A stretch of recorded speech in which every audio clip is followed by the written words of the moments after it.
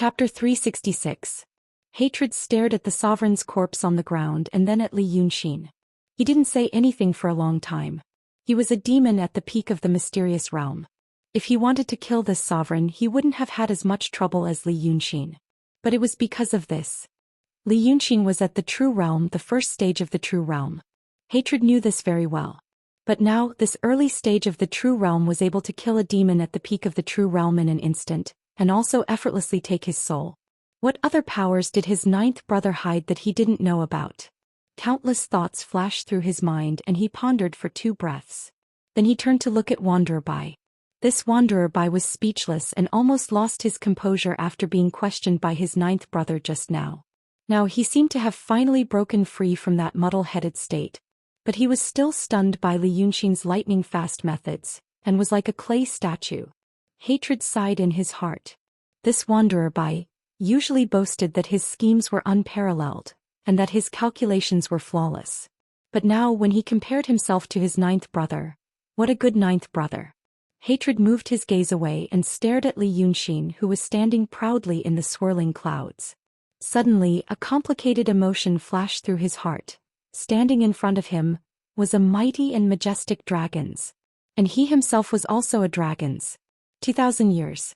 His 9 sons had ruled the world for 2,000 years.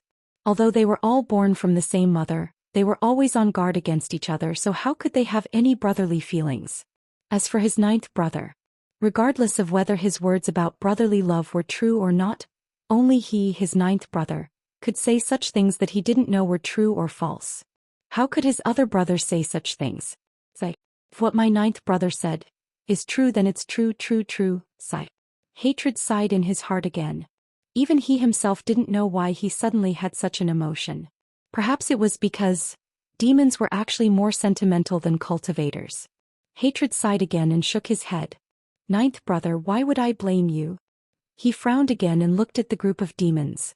He growled in a low voice, you've got guts. Are you going to follow the traitorous ape and rebel against me? His voice was like a great bell, causing everyone's eardrums to ring. As he stretched his body, the aura of a profound realm great demon was released. First, Li Yunxin killed people to establish his power, and then hatred yelled at them.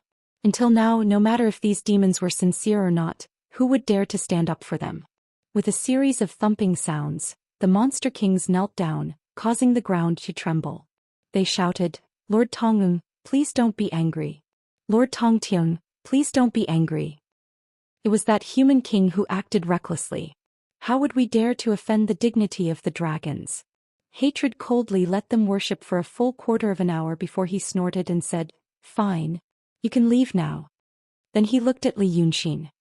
As for this, whether you want to die or not, ninth brother was just angry that you fools didn't live up to his expectations, so he said it to scare you. But if you do this again, this monarch will really send all of you idiots to the Dark Azure Hall. After hearing this, the group of demons worshipped again. Then they rushed out of the door as if they were running for their lives. Their footsteps echoed in the corridor for a long time, and no one knew where to go out of the temple.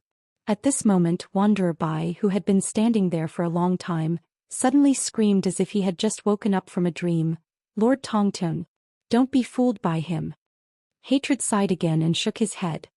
Young Master Bai, I think it's better not to say it. However, Wanderer Bai had lost all of his previous elegance. He just stared at Li Yunxin and pointed at him. Lord Tonggung, don't you know that your ninth brother is also a painter? Lord Tonggung, do you really believe that your ninth brother is kind and considerate of you and young Dragon Master?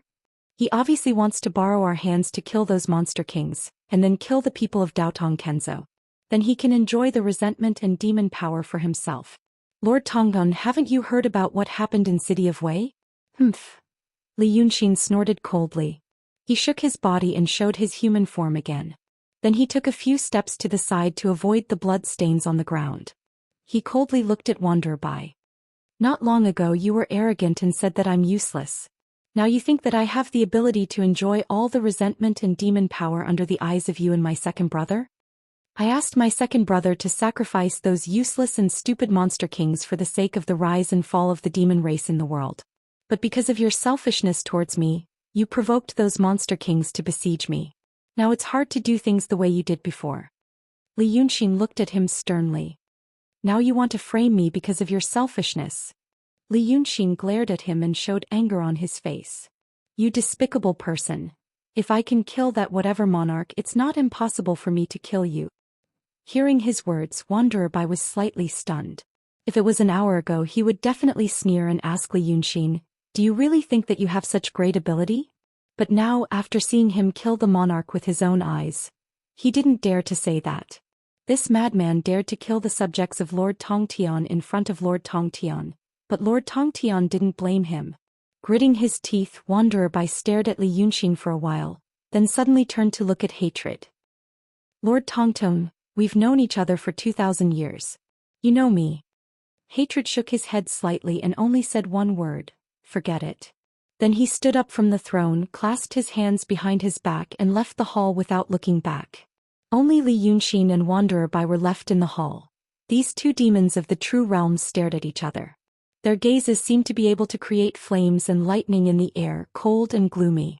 After staring at each other for more than 10 breaths, Wanderer Bai took a deep breath and took a step back. You can deceive others, but you can't deceive me. He gritted his teeth and said, you must have a plan. But Li Yunxin suddenly restrained his expression and smiled. Even a 3-year-old knows that, right? He interrupted Wanderer Bai's words. Then he thought for a moment, then looked at him with a smile. The gloomy and fierce expression on his face was completely gone, as if he was looking at an interesting person. So, if you want to know, I can tell you. Then he clasped his hands behind his back, took 2 steps and turned to look at Wanderer Bai. You guessed right. Very right. As for me, the reason why I came here was actually to persuade my second brother and the others, to let them send those demons out to die. Then I'll let those demons fight against the cultivators of the Dao Tong Kenzo. And then, you're right, I cultivate the Dao of painting. After all these guys die, I'll use a great formation to transform all this resentment into demonic energy. I'll enjoy it all before you use this Guanyun cave to digest it. At that time, I'll jump from the true realm to the Grand Supreme Great Demon. Do you think I'll be afraid of you coming for revenge? You see, I like smart people. Li Yunxin looked at Wanderer Bai with a smile. You can be considered half a smart person. Since you know my plan and know that I dare to tell you, you should know that I can do it. But, what can you do? Li Yunxin laughed. You can't do anything to me. After saying this, he clasped his hands behind his back and walked out of the door, laughing wildly, leaving Wanderer Bai in the hall, gnashing his teeth, and holding a talisman in his hand. A quarter of an hour later. Do you really believe him? Wanderer Bai stared at Hatred. But you don't believe me? At this moment, Hatred was standing behind a very wide table, looking at the map on the table. As a map of this era, the map in front of Hatred was very sophisticated. Mountains, rivers, towns and villages were marked. There were even markings of valleys, plains, underground rivers and so on. However, according to the standard of Li Yunxin's era, this map was very simple. It could only be seen as a flat surface. And the flat surface was very distorted, so it couldn't be used to accurately locate one's position. Strictly according to the distance on the map, maybe the former city of Wei should be moved to the city of Little Rock. In fact, Hatred was looking at the deployment of demons gathered from different places on the map. He looked at it for a while and looked up at Wanderer Bai. Don't make a fuss. He didn't sound like a demon at all, but more like a steady and honest general. Now is not the time to fight because of personal feelings. And young Master Bai, I'm not stupid. Then you should know, Wanderer Bai said angrily, my ninth brother cultivates painting. Previously in the city of Wei, he used a big formation to draw resentment into his body and entered the true state from the transcendent state. Hatred frowned and raised his head. You don't have to keep talking about these things. As for you worrying about him using us to do things for his own benefit, have I not thought about it? Hatred straightened up again, playing with a chess piece used as a marker in his hand. He thought for a while and seemed to think that it was necessary to clarify some things with Wanderer Bai. So he looked at him seriously. My ninth brother is a smart man. Young Master Bai, you are also a smart man. Smart people always dislike smart people, I know that. But young Master Bai, you don't have to be so anxious to get rid of him. You saw the situation in the hall just now. Those demon kings were top-notch experts in battle, but what about their brains? They almost don't have any. Young Master Bai, You have been by my brother's side for the past 2,000 years and have done many things. It's not an exaggeration to say that you are the most intelligent among the demons. But young Master Bai, to be honest, how do we compare to Daotong and Kenzo? Wanderer Bai blinked his eyes. After a moment of silence he said reluctantly, "What?" Hatred smiled gently and threw the black chess piece in his hand onto the map. The chess piece buzzed for a few rounds and stopped. Young Master Bai, you don't want to say. Because you also know that in terms of intelligence the people of Xianmen are much better than us. Although the people of Xianmen are not very smart, in terms of strategy maybe the generals in the Imperial Court of Mortals are more proficient than them. However, the battle between immortals and demons is different from the battle of mortals. In terms of the overall situation, the strategies of Xianmen are enough. So I hope that our people can be smarter. Hatred looked at him sincerely. For example, people like young Master Bai, people like Li Yunxin. I went to see him before to see if he is a smart person, but since young Master Bai is so afraid of him, it means that he is. As for whether he will seek personal benefits for himself, whether he wants to borrow our hands to gather his demon power, what does it matter? Hatred sighed softly. In this world, are there people or demons who don't seek personal benefits? Even if my ninth brother has any ideas, he has to stand on our side and borrow our strength to succeed. Before he takes the last step, our goals are the same. And at the last step, young Master Bai, if you, me, my big brother and so many people can't see through him and are ordered around by him, I admit my defeat. But the problem is, Hatred looked at him, do you think we will lose when we are on guard? Wanderer Bai thought for a while and frowned. How is it possible? That's right. Hatred laughed. Besides, my ninth brother may not have bad intentions. Even if he has bad intentions and sees the situation clearly, he may not make a move. Let's be optimistic. This is the overall situation. It's not a fight between two demons and fighting for territory. If you don't trust a person, don't use him. How can there be a useful person in this world? Wanderer Bai frowned. That's true, but... Hatred looked at his hand again and raised his hand to point at it. What is that? Wanderer Bai lowered his head and looked at it. He hesitated for a while and put the talisman away. It's just a talisman. I remember what Li Yunxin said to me just now. But in general, Lord Tongtian has already guessed it. Then he told you just now that he wants to use this opportunity to use the painting formation to gather resentment and transform it into demonic energy for his own use? Hatred smiled faintly. Young Master Bai, you should know what he wants to do after you calm down for a while, right? Wanderer Bai took a deep breath and snorted, "Humph. He knows what you and I might think of him. He wants to use the painting formation to gather demonic energy. So he might as well tell you directly. If you came to me earlier and offered this thing to me saying you found the evidence and wanted to show it to me and so on, you would definitely suffer. That ninth brother of mine is very shrewd." Hatred shook his head. I guess what's recorded in that talisman of yours isn't what you think it is. You don't believe me? Let's take a look. Wanderer Bai was a bit stunned. He looked at Hatred, hesitated for a while and then took out the talisman. Then he rubbed his fingers and took out the talisman. A clear light flashed. The scene of the conversation between the two people in the hall appeared in midair. However, the scene was blurry and trembling, and the two people's voices were buzzing so he couldn't hear what they were talking about. Wanderer Bai frowned. How could it be like this? It should be very clear. I remember what he said, the words. Yazi burst into laughter. What's there to be surprised about? It must be my ninth brother's doing. Young Master Bai, my ninth brother knows your temper. You're a ghost cultivator. When you were alive, you were depressed and frustrated. After you died, this frustration became your obsession. That's why you care a lot about people looking down on your intelligence, and that's why you're easily angered. My ninth brother probably knows that you can't swallow your anger just now and still want to deal with him. That's why he purposely told you those things that we've already guessed. Then he knows that you'll write down these scenes and come to me to talk bad about him. Ah. The more Hatred talked, the more he laughed, as if he was an older brother watching his younger and quick-witted brother's little tricks, and he felt happy because of it. But since you know he's proficient in painting, you should also know that he must have a way to deal with the talisman you might use. That's why if you rushed to me and showed this to me just now, if you were a confused and ignorant person who thought he was smart, he would know that you've made people go against him and now come to show me these things. However, there's no concrete verbal evidence, only a vague shadow. He would definitely think that you've lost your mind and use such a lowly method to frame him.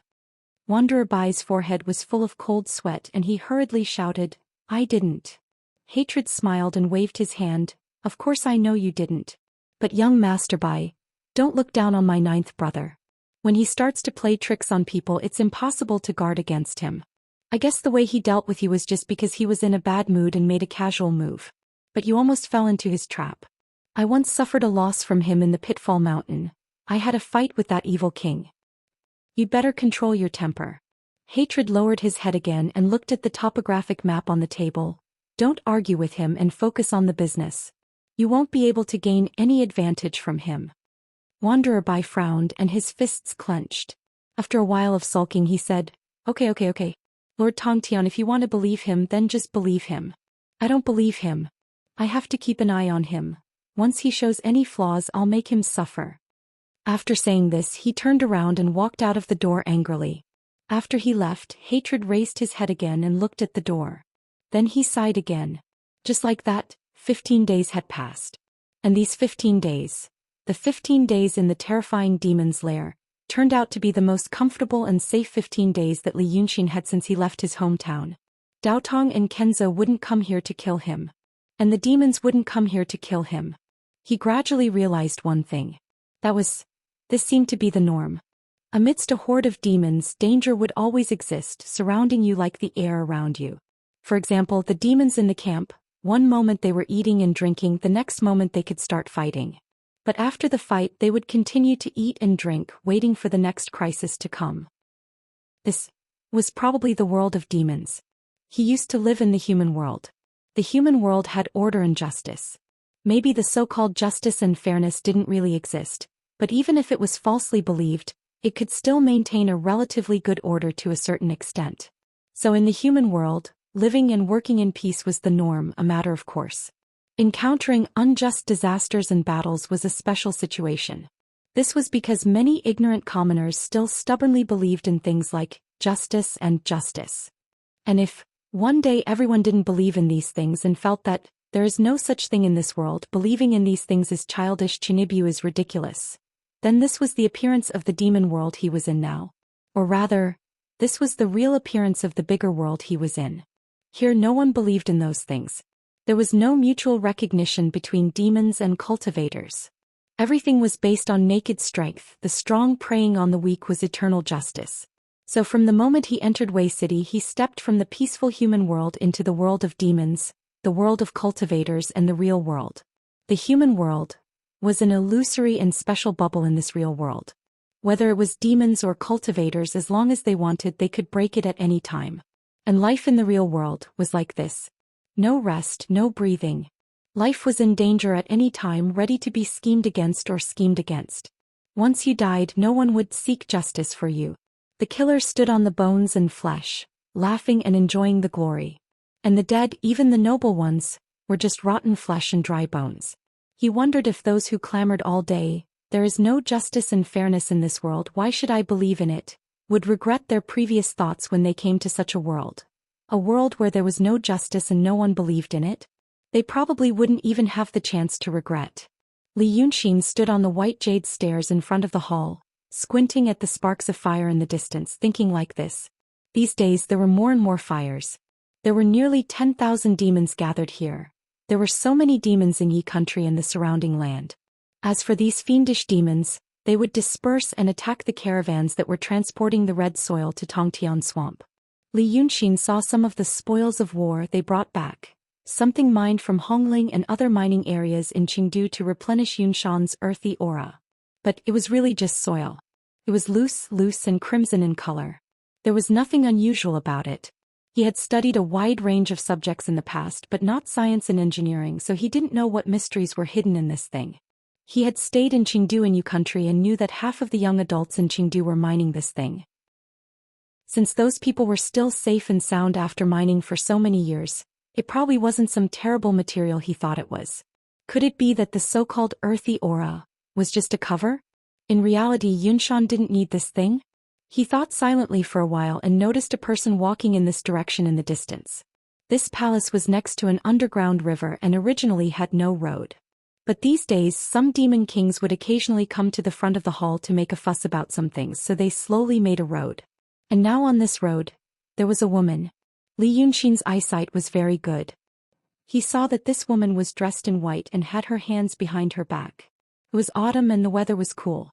Thus, this person also wore a thick white cloak and the fur collar covered the side of her face. She looked cute and naive. But when she walked, her clothes fluttered and she looked very elegant.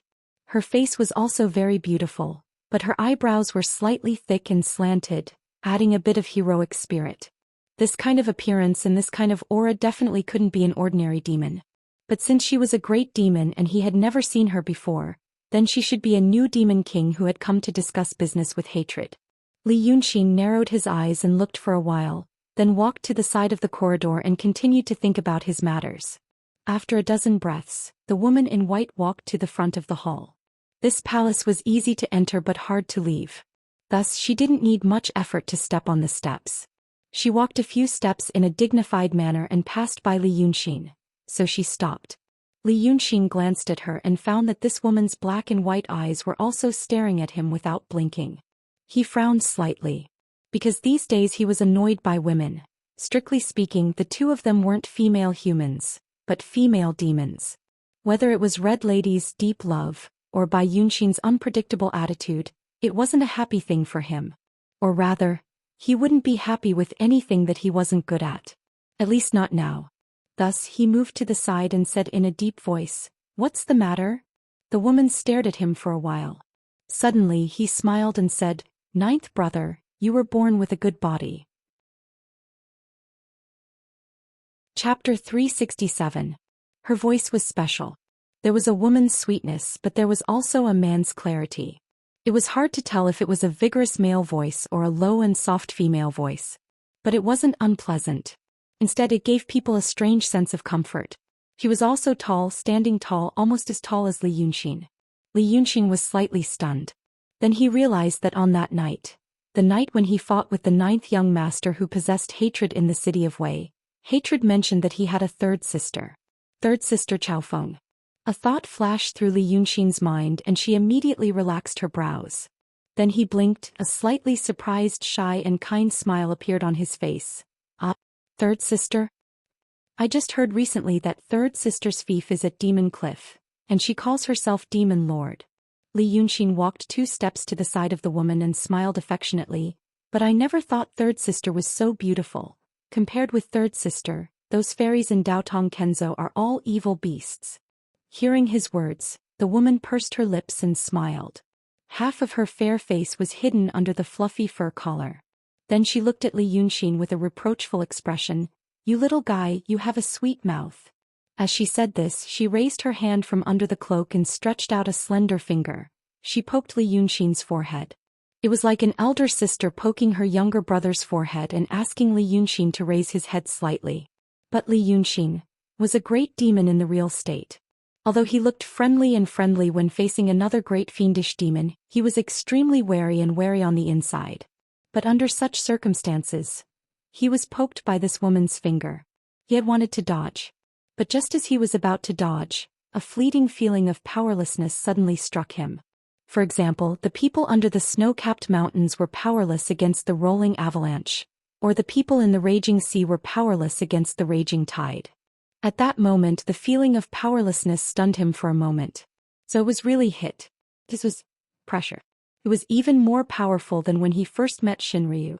This was the second time he had experienced this feeling in the past few days. The first time was when that Kenzo's profound realm cultivator appeared in Little Rock City. The second time was now. His eyes widened slightly and he was stunned for a moment. Then the woman grabbed his hand and smiled. "What are you waiting for? Come with me to see your second brother." After saying that, she pulled Li Yunxin away, just like an elder sister from an ordinary family meeting her younger brother whom she had not seen for a long time. Li Yunxin could only heave a sigh of relief and follow her. His third sister Chaofeng was actually this strong. But no matter what he was thinking, this woman looked easygoing and gentle. On the way to the hall, he held Li Yunxin's hand and asked her some questions casually. Li Yunxin felt that it was ridiculous after hearing it at this time and place. How did ninth brother spend his time at the Wei River? She turned to look at Li Yunxin with a smile as they walked. Did you read some books? Although you and I are big demons, we still need to understand the principles. If we are like those ordinary demon kings who are muddle-headed, we can't be a role model for all demons in the world. Li Yunxin was stunned for a moment before he said, Yes, I will remember. The woman smiled again. Look at you. What's wrong? Are you scared and panicking? I heard a few days ago that you were chased by Daotong and Kenzo, and I was also panicking. My poor little brother was besieged by a group of stinky Taoists. I don't know how much he suffered. I thought every day, God bless me, don't let anything bad happen to my little brother in the hands of those people. Now that I see you in this state safe and sound, I can finally relax. Li Yunxin opened his mouth but could only say, Thank you for your concern, third sister. Thank you for your concern.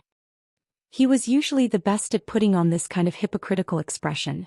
But now this woman, if she was also pretending her martial arts were not inferior to his. What was she thinking? What did she want to do? Countless thoughts flashed through Li Yunxin's mind. While thinking, he carefully listened to the woman's words, hoping to catch some useful details. But when they walked to the door of Hatred's room, they didn't catch anything useful. The woman didn't stop. She reached out and opened the door and then saw Hatred in the room. In this splendid palace, every room was strangely large. And Hatred was at the end of the room, behind the table, hands behind his back, thinking about the map on the table. When he heard the sound, he raised his head. He was a little surprised at first, then said loudly, You're here. While saying, he strode to the door. Li Yunxin saw his expression.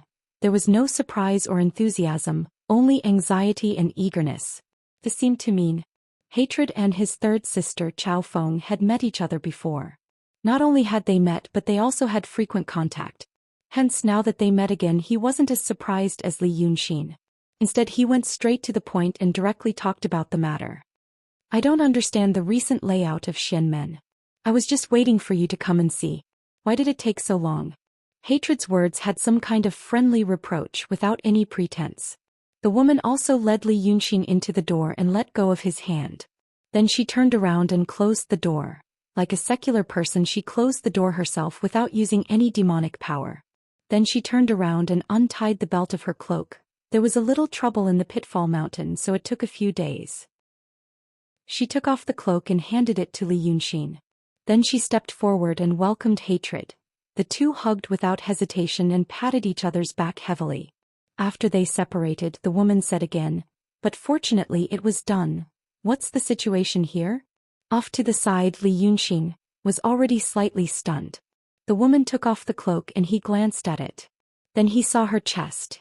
In this era there was no underwear like in his time, and some women still wrapped their breasts. So it was normal for the chest to be flat. And this woman was wearing a man's outfit, arrow sleeves and a wide skirt. This was also common. Many heroines in Jianghu would do the same. But the following hug with Yazi, he couldn't understand it at all. While he was in a daze, Hatred and the woman had walked side by side to the desk, slightly bent over and carefully looked at the layout for a while, then whispered to each other. But Li Yunxin was left alone here. In these 10 days, it was the first time he entered Hatred's study. In fact, he wanted to talk to the 9th young master at night. The 9th young master attached himself to Hatred's body, and only appeared at night. And Li Yunxin also used these 10 days to figure out the rules of the demon servants' shifts in the hall. In fact, he could walk freely in this hall as long as he didn't go out. However, Hatred seemed to want to prevent the 9th young master from doing anything unexpected. Every night, he locked himself in the room and set up a prohibition. Even if Li Yunxin wanted to find him, he couldn't find him.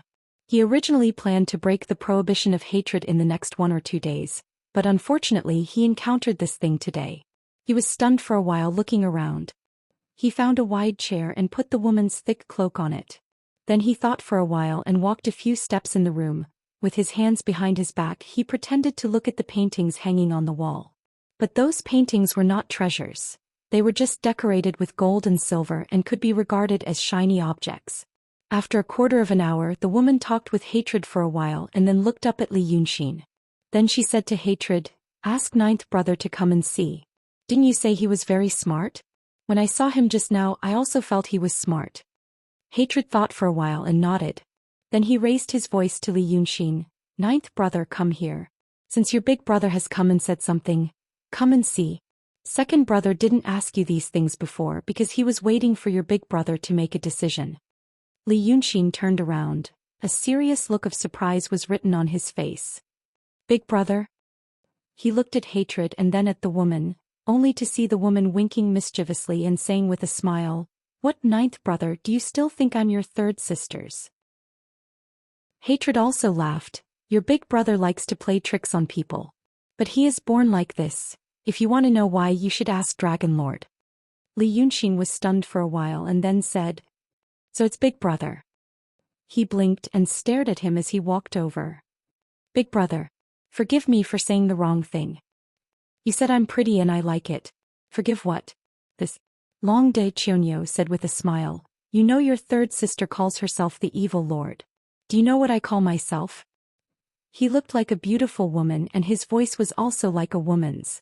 His mannerisms were even more like a woman's. But now he called himself Big Brother, which made Li Yunxin feel very awkward. But he hid this strange feeling in his heart and only let out a sigh. "Ninth brother, you still don't know. In front of others you should call me Young Dragon Lord. Among my brothers and sisters they call me Zither Lady. My name in the secular world is Bailey Qinshin. Ninth brother and I are also fated to have the word Xen in our names." He tilted his head and looked at Li Yunxin, "But the name Chionyo sounds stupid and I don't like it. I'm going to get angry if you call me like this." "Yes. Zither Lady." Li Yunxin took a deep breath and smiled. "Ninth brother understands." "Good." Long De pointed at the map. "Your second brother told me that you are much smarter than my good-for-nothing little white. Then come and see what Xianmen is going to do." As he spoke, Li Yunxin had already walked to the side of the table. The three people were all Long Sun's blood brothers. Under such a situation, looking at a map and discussing war matters together, it seemed like a touching scene of sharing a common enemy. But in Li Yunxin's heart he was already on full alert. Every single hair on his body stood on end. Too scary. Right at this moment, there couldn't be a more dangerous situation than this in this world. Hatred was a demon that had reached the peak of the mystical realm, the second level of the mystical realm. This kind of cultivation was rare in the world. Even in Daotong and Kenzo, there were only a handful of them. And Long De Chionyo was at the peak of the mystical realm, the mystical realm.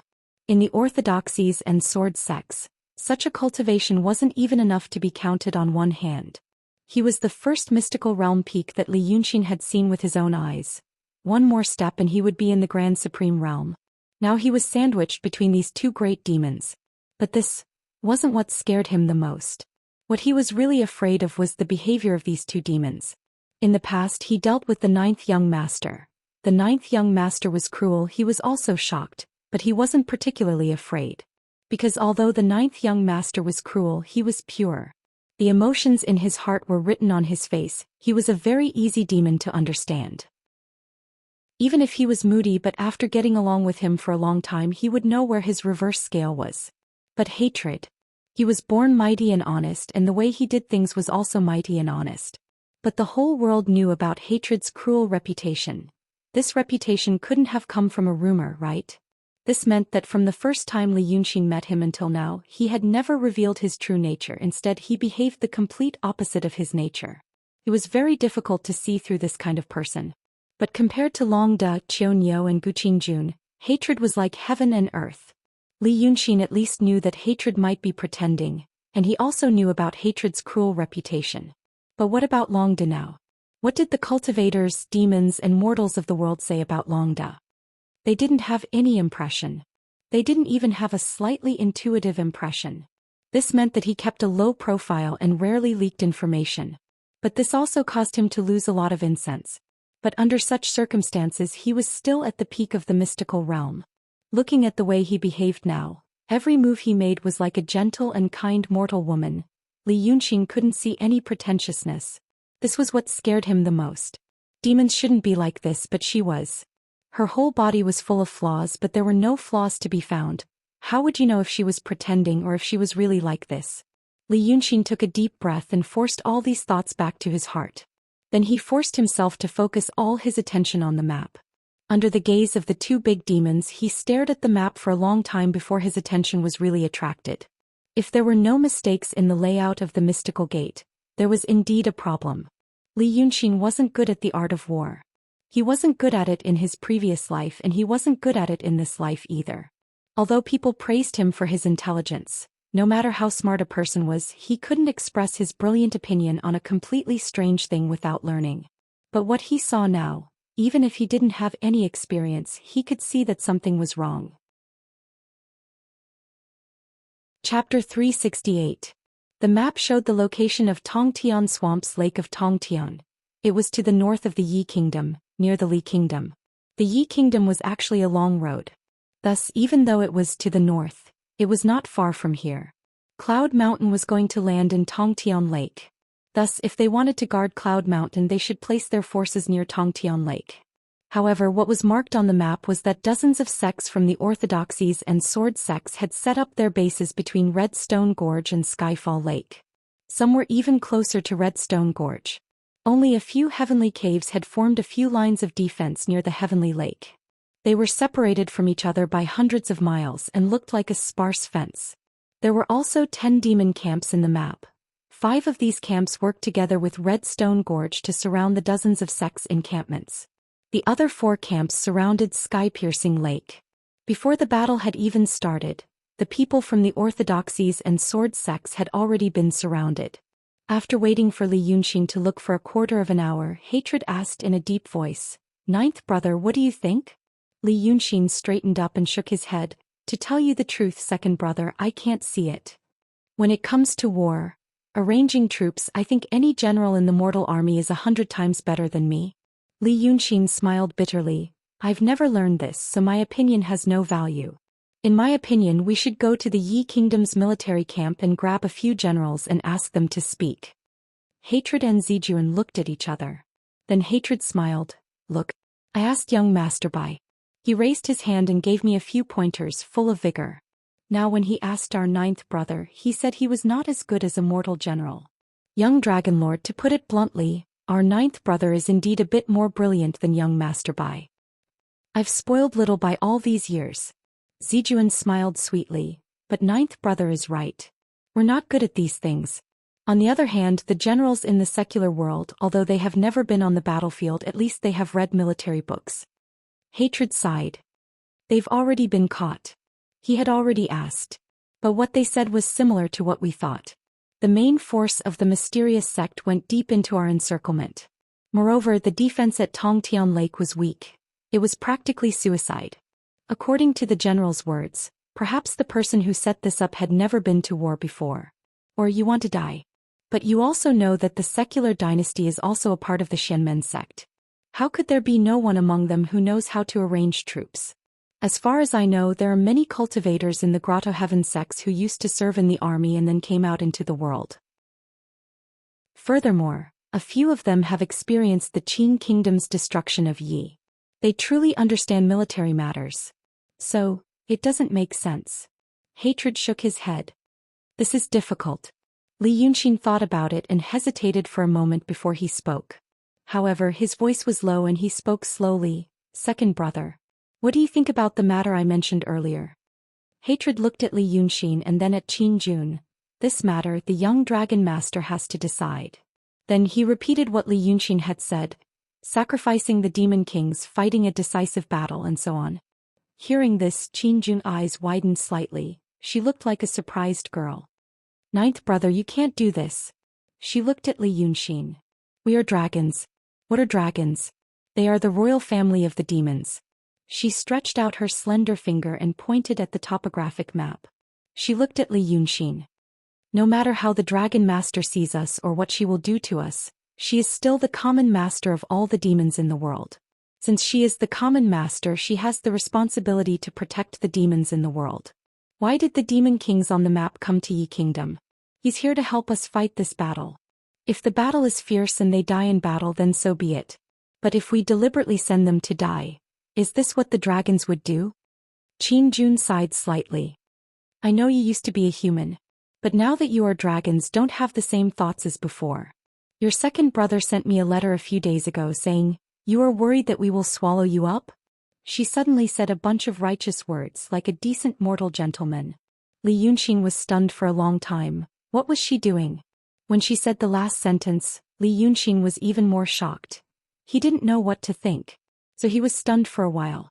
Seeing his expression, Qin Jun. She also paused and stared at him. In her eyes, there seemed to be helplessness, regret, heartache, and other emotions intertwined. It was as if she was really pitying a little brother who was letting his imagination run wild. Then she walked in front of Li Yunxin, tilted her head and looked at him with a smile. Come, tell me. What are you thinking in your heart, child? Why would you have such a terrifying thought? Then she poked Li Yunxin's chest with her hand and said, I know you killed my 9th brother, but it's nothing. Your 2nd brother must have told you that 9th brother isn't dead at all. Dragons cannot be killed. But now that there's a clever you, I'm happy. I've been happy since the first time I saw you. But think about it, if my brothers and sisters really wanted to eat something, why would they wait until now? My 9th brother was still at the transcendent state. Didn't he eat it as soon as he opened his mouth? She smiled and sighed. Kid, you must have experienced a lot of terrible things.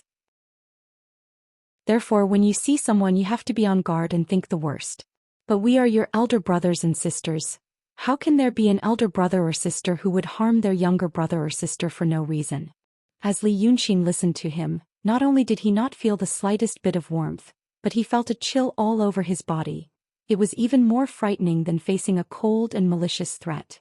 His whole body was tense, but he didn't show it on his face and forced a smile. He stared at Qianyou's face, not letting go of any slight expression or movement, hoping to find a flaw. But there was still nothing. So he knew, he might have encountered an unprecedented and terrifying enemy. Seeing him like this, Zither Master smiled again. You're imagining things again, Then let me ask you. When your 2nd brother went to Dongting to see you, did he eat you? Did he save you from the hands of Kun Wuzi? When your 2nd brother was in the city of Wei, did he eat you again? Did he tell you something about the Dragon Lord so that you could have the upper hand? Let me ask you again. The Kenzo Taoist in the mysterious state that you hid in the city of Little Rock has arrived. Was it your 2nd brother who forced that swordsman to retreat? He sighed softly. Your 2nd brother has done so much for you, but you still suspect that your brothers and sisters are going to eat you. Is that reasonable? Li Yunxin took a deep breath. It's my fault. Zither Master shook her head. It's not your fault. It's the world's fault. Those heartless cultivators and those stupid demons have made this great world into such a mess. But the world is bad, but our hearts must be good. She lowered her head slightly, looking into the eyes of Li Yunxin, who also lowered his head. You must remember this. No matter what you do or what means you use. Even if you use bad means, even if you have no other choice, you must have good thoughts in your heart. You must know that what you do is to make the world better, not worse. We are all living in this world. When the world is good, we will be good.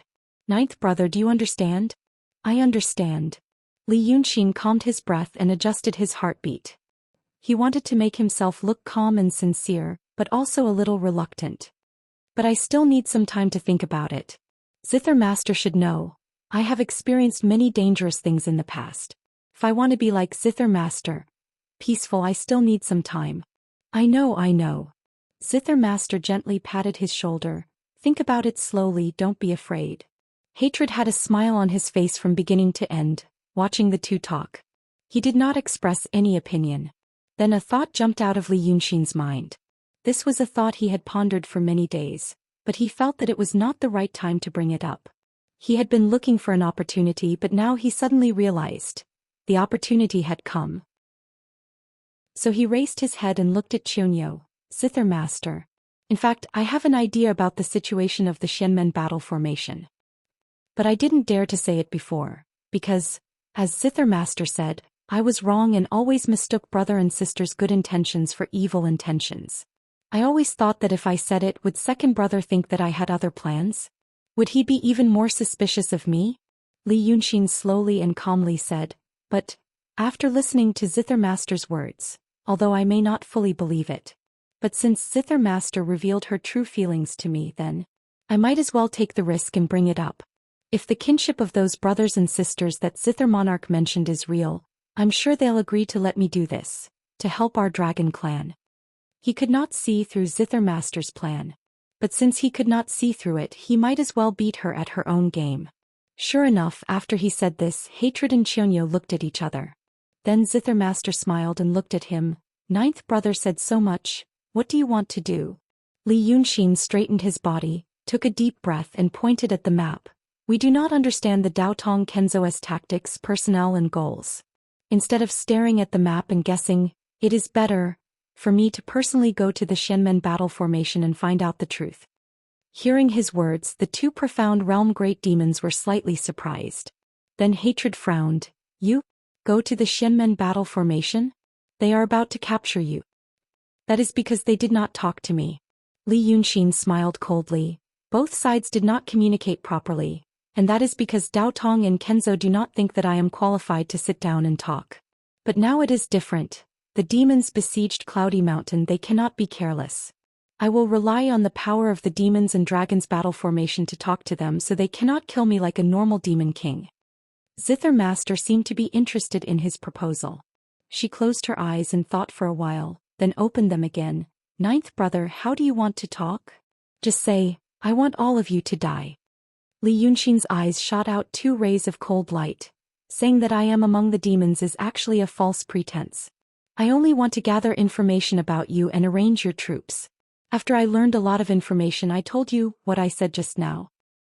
Those words, I will go deep into Daotong and Kenzo to gain their trust and then spy on them and so on. In fact, they are all lies.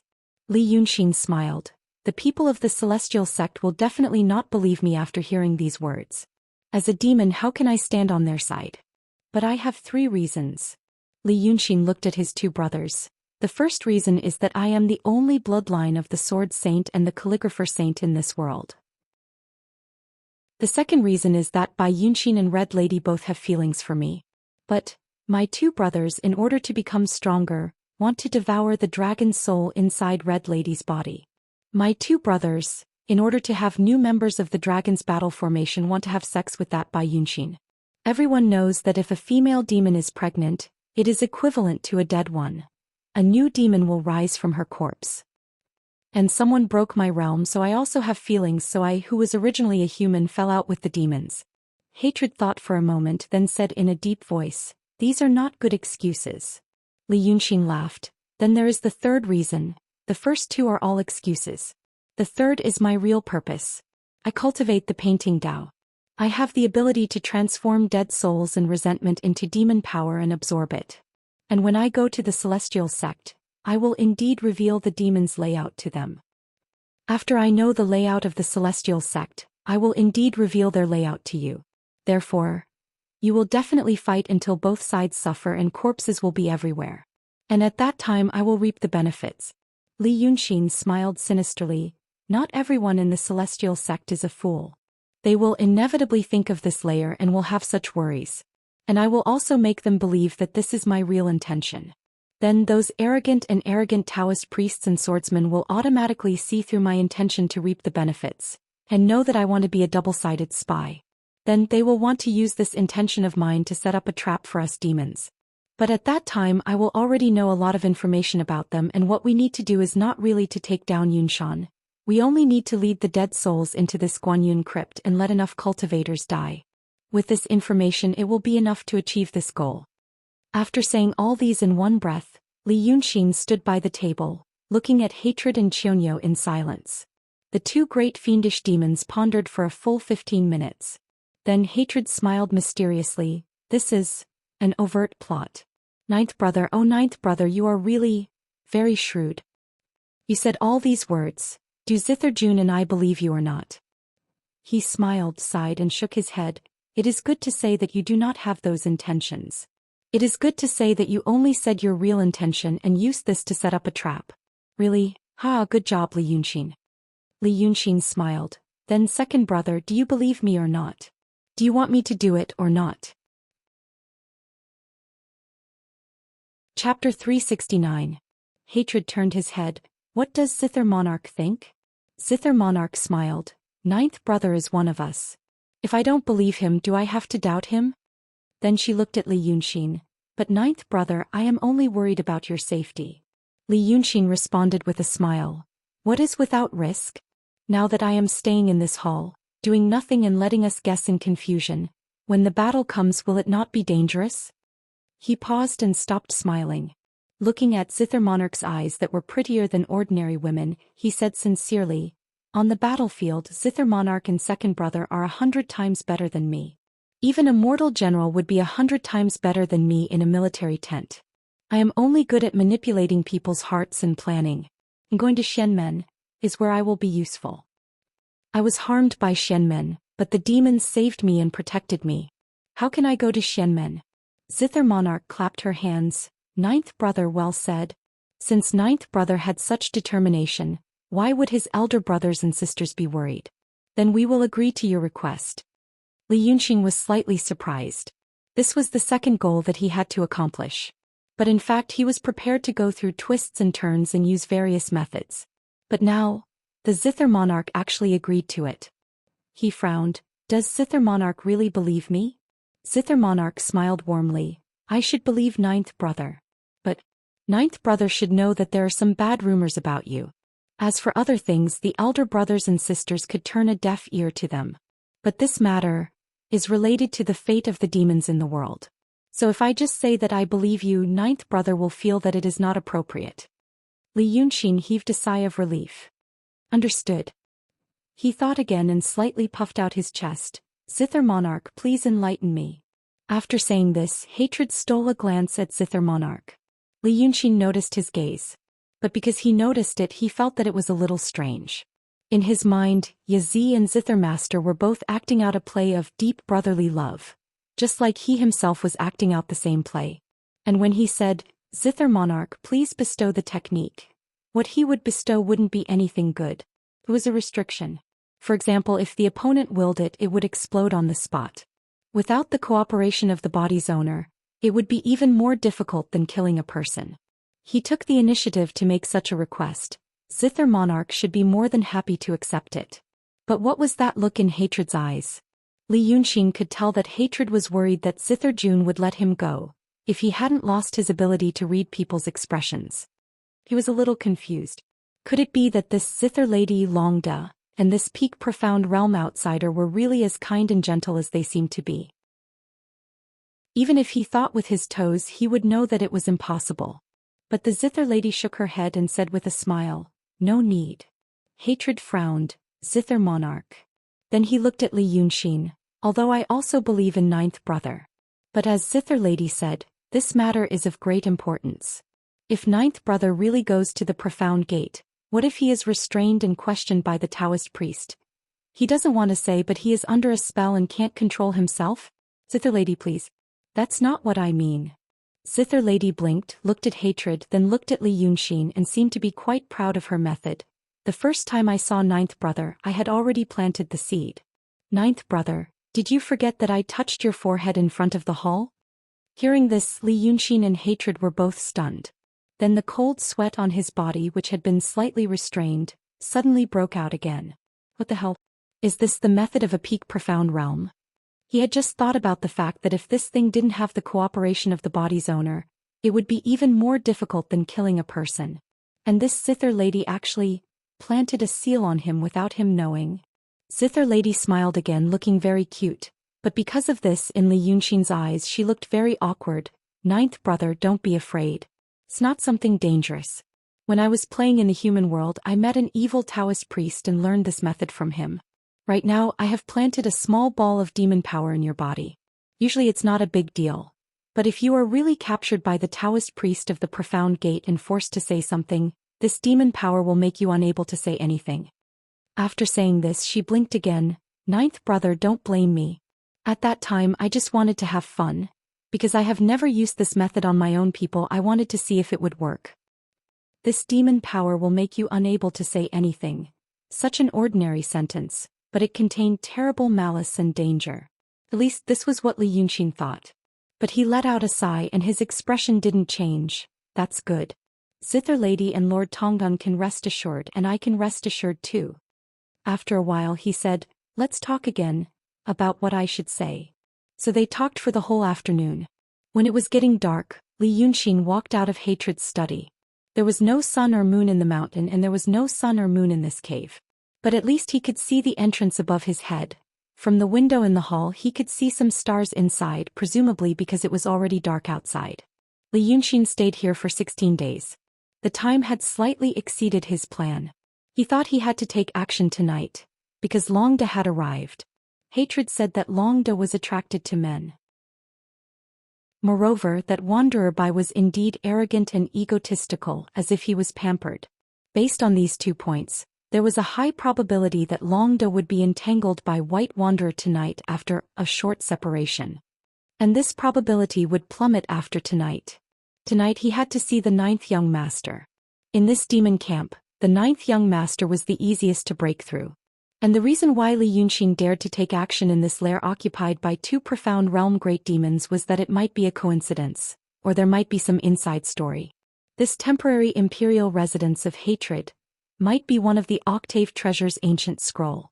Even if it wasn't, it must have a great connection with one of the Octave Treasure's ancient scroll. When Li Yunxin was in the Pitfall Mountain, he was taken into the Evil King's painting of Misty Slave Dutsai Mao. The Evil King had a fight with him in the painting, but there was a big realm and 3 small realms between them, and Li Yunxin survived. Because it was the work of the painting saint. And as the most proficient person in painting in the world, Li Yunxin quickly grasped and used the qi in the Octave Treasure's ancient scroll, and then used the magic treasure to protect himself. 16 days ago, when he walked into this splendid palace, he also felt a familiar qi. So he realized that this might be another Octave Treasure's ancient scroll. And because of this, he used the qi in the room and used the golden body to suppress Bai Yunxin's all-out attack. And then he used the same qi to seal the demon power of the human monarch in the palace and killed him on the spot. After these 2 things, Li Yunxin was also sure that Hatred didn't know the correct way to open this treasure, just like the Evil King. Hatred didn't know what he did in the palace. But it was very strange. As Li Yunxin walked slowly in the splendid corridor, he frowned slightly and thought that if this palace was indeed one of the Octave Treasure's ancient scroll, then it meant that among the 3 paintings that had appeared in the world, 2 of them were in the hands of demons. The Evil King, and it seemed that the painting saint had given it to him, was used to suppress the huge skeleton under the Pitfall Mountain. Now this scroll was in the hands of Hatred. The relationship between the art saint and the fiendish demons was truly deep. Then how much of the so-called truth about Shinryu, the Rock King, and the 3 saints 2,000 years ago, that he heard from Bai Yunxin was true? He took a deep breath and stopped by the window. Looking out through the window, he saw the sparks of fire on the vast underground plain and began to think about the conversation between Yazi and Zither Master just now. Since he was going to be a spy for the Celestial Sect, he had to give them some reliable information. Therefore, Hatred and Zither King told him many things in the study. They seemed to be ideas that the 2 had discussed before. In Li Yunxin's opinion, it was reasonable and there were no flaws. But he didn't feel amazed either. This meant that the battle plan that the 2 came up with was within the scope of Li Yunxin's knowledge, under the premise that he was almost illiterate in military affairs. He didn't think that Hatred and Zither King could annihilate most of the cultivators of the Celestial Sect in this Guanyin crypt. They must be hiding something else. For example, something like a trump card. The demons had always been at a disadvantage against the Celestial Sect. Now, the underdog was attacking the strong, and there was also the Freemasonry. If they didn't have anything powerful, it was more likely that they would be wiped out. Then Zither King said that he had something to do at the Pitfall Mountain and was delayed. In the Pitfall Mountain, there was a huge skeleton. That skeleton had devoured the Evil King's profound realm soul. Did the matter that Zither King was doing have anything to do with that skeleton? So all kinds of thoughts were running wild. He thought for nearly an hour. Then he walked around. This was his habit for the past 10 days. Walking in the corridor while thinking. The demon servants in the hall could all see him and would carefully avoid him. In that case, someone would report this habit to his second brother. Then, as usual, around the time of the Su hour, the demon servants in the corridor became fewer. According to Li Yunxin's observations these days, this meant that an hour ago, Hatred had sealed himself in the study. In fact, he had sealed the 9th young master in the study. Since their master had nothing else to say, then after an hour, the demon servants had finished their work and slowly dispersed. Usually at this time, Li Yunxin would have returned to his room. But tonight he stretched out his hand and stirred in the air. Therefore the qi activity was guided by him. With his true realm cultivation base, he created a real body and walked back to his room in his place. As for his original body, it silently hid in the darkness. No one knew. Chapter 370. After half an hour, Li Yunxin appeared in front of Hatred's study. The hall was illuminated by a mysterious light. Therefore at night the corridor was also bright. It was even brighter than the corridors of ordinary residences on the ground. He waited for a while cautiously. During this time several demon servants passed by him, but they didn't find anything unusual. But Hatred's study was very quiet without any sound. This might be because of the prohibition. Then Li Yunxin, who had disappeared, took out a pen and paper from her sleeve. At his level of cultivation and painting he only needed to use his hand as a pen to draw in the air. But he couldn't make any mistakes tonight. He had to make sure nothing went wrong. He couldn't knock on the door and walk in casually. If the ninth young master still held a grudge against him and told Hatred about this, his plan would have many problems. But on the other hand he had an intuition. The ninth young master should not be living a happy life now. In the past the ninth young master could wander around at night. But now, at least in the 10 days since he came to this cave, the ninth young master never showed up at night. In a sense he seemed to be imprisoned by Hatred. Imprisoned in his body, imprisoned in the study at night. While thinking about this he took out the magic paper and put it on the door of Hatred's study. The door was made of wood, it looked. It was dark inside, as if the lights had been turned off and people had gone to sleep. However, when Li Yunxin put the magic pen on the paper again he felt a terrible power coming from the door. The power came from the whole palace. The chi activity of the palace was guided into the prohibition, which sealed the people and things inside the door. This restriction was like a waterfall that flowed down from the sky, covered the things behind the curtain of water. Now, if Li Yunxin wanted to see the scene behind without attracting attention, he had to follow the water flow, or chi activity. The first time he came into contact with the aura of the Octave Treasure's ancient scroll in the Pitfall Mountain, he was shocked by its terrifying grandeur. That feeling was still lingering in his mind. It had been a long time since then and he had been trying to study more profound painting techniques. Now it seemed like it was time to test the results. He wanted to open a window in this restriction that no one would notice. The magic pen landed on the paper. He slowly drew out a line. This ink line seemed to be of uniform thickness and there was nothing special about it. But in fact when Li Yunxin was moving the brush he was observing the flow of chi on the door at every moment, and at the same time he was adjusting the demonic power he injected in a shorter time so that the two auras could be perfectly connected. It was a strenuous step, but he realized he could manage it. It took him a quarter of an hour to draw this line. Then sweat seeped out of his forehead and white mist seeped out of his hair. Next he drew another 3 lines. Together with the previous one they formed a square. He took a deep breath, turned his hand and put the brush into his sleeve. Then the hand holding the magic paper trembled slightly. The paper turned into a clear light and disappeared. The door was still the same door and it seemed like nothing had happened. But after a breath's time, Li Yunxin stretched out his hand and pulled on the door. As if the space was suddenly cut open, a small window appeared on the door. It was the square that Li Yunxin had drawn. This state was very strange. From one side one could see that the door was intact and solid. But from the other side one could see through it, see the scene inside and hear the sounds inside. The two states overlapped. So, Li Yunxin realized that Hatred's study wasn't as peaceful as it looked before. The moment he opened the small window he heard angry roars from inside, and the sound of various objects in the room being thrown to the ground, torn to pieces and trampled. The door was bright inside. It was dark before because the light inside the door was also blocked by the restriction. Li Yunxin leaned against the small window and looked inside as if he was visiting a prisoner. And the hatred in the prison had completely changed his appearance. His hair was disheveled and his face was full of anger and evilness. Besides, if Li Yunxin was not wrong, he seemed to be in despair.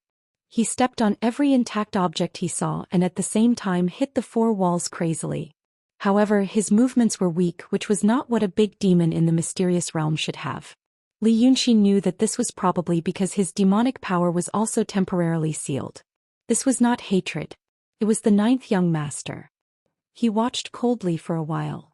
The 9th young master had been making trouble in the room for half an hour, and there was no sign of stopping. The 9th young master was like a trapped beast, but he was just venting. Maybe he had tried too many times before and knew that he could not escape, so he could only be a trapped beast. Li Yunxin used the half an hour to decide whether to talk to him or not. If this ninth young master was acting according to Yazi's intentions at this moment, then a single word from him tonight would cause all the hard work he'd done here to vanish into thin air. Moreover, he would even place himself in a terrifying situation. Then he took a deep breath and said in a low voice, "Ninth young master." His voice was steady without any emotion. Through the small window he opened, the voice should be a little distorted. Therefore, this voice was completely strange to the ninth young master. But this strange, low voice made the ninth young master stop what he was doing. At that time he was holding a jade pot in his hand and was about to hit the wall, but he suddenly froze on the spot. Then he slowly turned his head, widened his eyes and looked at the door. Naturally he could not see anything. Then he threw the jade pot away, tilted his face, squinted his eyes and walked slowly to the door. His bare feet landed lightly as if he was afraid that if he stepped too hard he would scare away the speaker or miss the next sentence. Li Yunxin looked at him in silence. When he was about to reach the door he said, "It's me." Because of this sentence, the ninth young master suddenly threw himself on the door, looking around, touching and sniffing like a beast as if he was looking for the person outside. He was also breathing heavily and angrily. After half an incense stick's time, he finally squeezed out a hoarse voice from his throat. "Who is it? Who? Let me out." Li Yunxin frowned slightly. The ninth young master did not look right. He used to be a little cruel and kind, but he was not stupid. But now he seemed to be a little slow. His mind was slow, his consciousness was numb, and his instinct and indulgence had squeezed out some rational emotions, as if he was really a violent beast or a demon with low cultivation. He kept silent for a while, observing.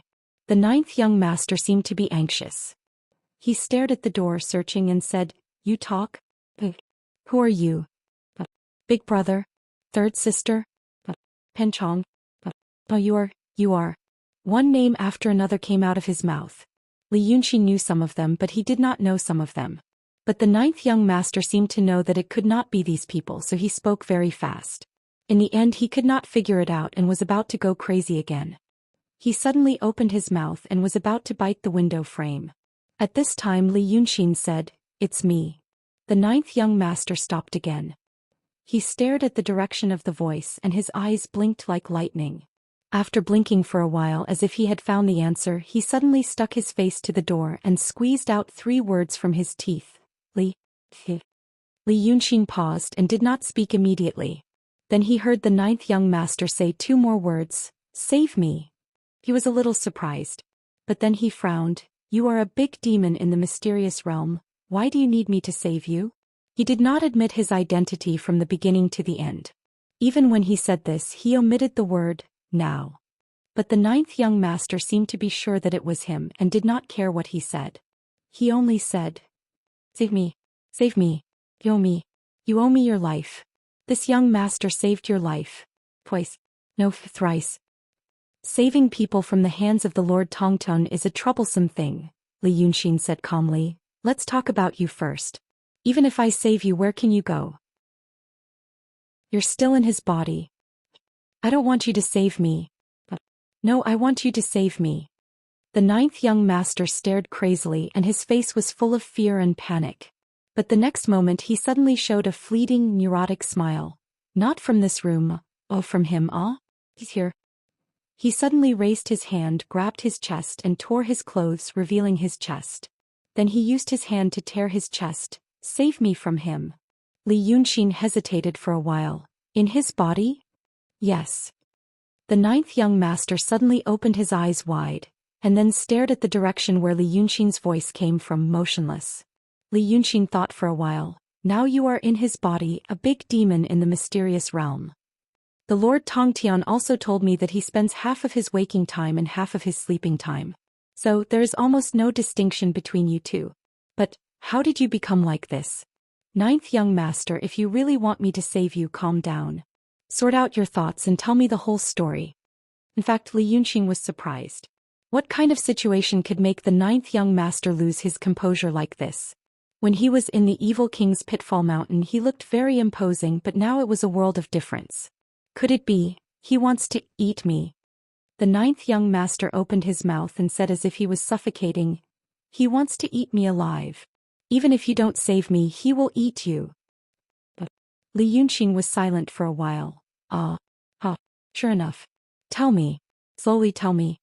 From the day Li Yunxin met the ninth young master he knew he was a proud guy. But now at this moment he was as obedient as a little beast.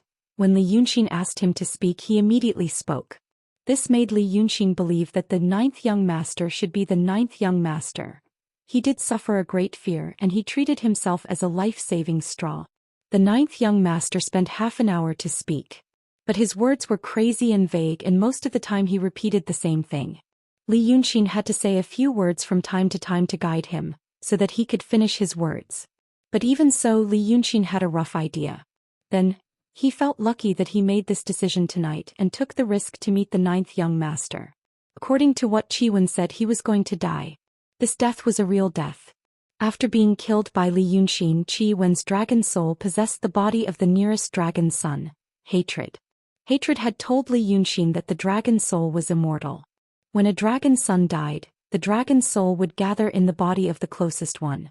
Hatred had also told Li Yunxin that the more dragon souls a dragon's son possessed, the shorter the time they would be awake. It was said that Qianxia was only awake for a quarter of a day and Hatred was only awake during the day. At night his body would be used by Qi. In fact he had become two different people. Until a while ago, the ninth young master found that he started to become slow. The slow feeling did not appear suddenly. In fact it started from the day he possessed Hatred's body. But the symptoms were so mild that he thought he had not adapted to this new body. And Hatred did not restrict any of the ninth young master's actions, which led him to think. This was the brotherly bond of going through thick and thin together. Then a dozen days ago the ninth young master had a bad feeling. He started to be like an old human who often forgot what he was going to do. He started to daydream and recall the past for a long time. At first he didn't like to walk around and only liked to stay in this hall. Then one day he suddenly felt a sense of foreboding. He realized that he had been staying in this room for many nights. So he tried to walk out. But then he found that he was sealed. Hatred's body was assimilating his soul. Hatred's will was devouring his will. The ninth young master did not know if Hatred had known about this, or if he had found it out slowly. Or perhaps he'd fallen for some sort of formation or scheme of the Yazi. Hatred had been a mysterious realm demon for 2,000 years. It was too easy for him to deal with a transcendent realm Qi. So you have to save me. The ninth young master stared at the door as if he could see Li Yunxin through the door. Don't you know? Hatred caught Red Lady, and said that Red Lady also has a dragon soul in her body. But that little fishy. But why didn't he swallow her? The ninth young master shook his head nervously as if he was about to go crazy. Because he wants to transform me first, to activate me. Think about it. Li Yunxin. Think about the feeling of being swallowed slowly in someone's body. When Hatred transforms me he will swallow you. When he transforms you and swallows all his brothers and sisters, and becomes strong enough, then he will swallow the dragon soul in that little fishy. So, you have to save me. The ninth young master repeated again, if you save me I will tell you why they want to compete with Mysterious Gate. Li Yunxin pondered for a long time and shook his head slightly. I can't save you. It's very difficult. Hatred is in the advanced mysterious realm. It won't be more difficult for him to kill me than killing an ant.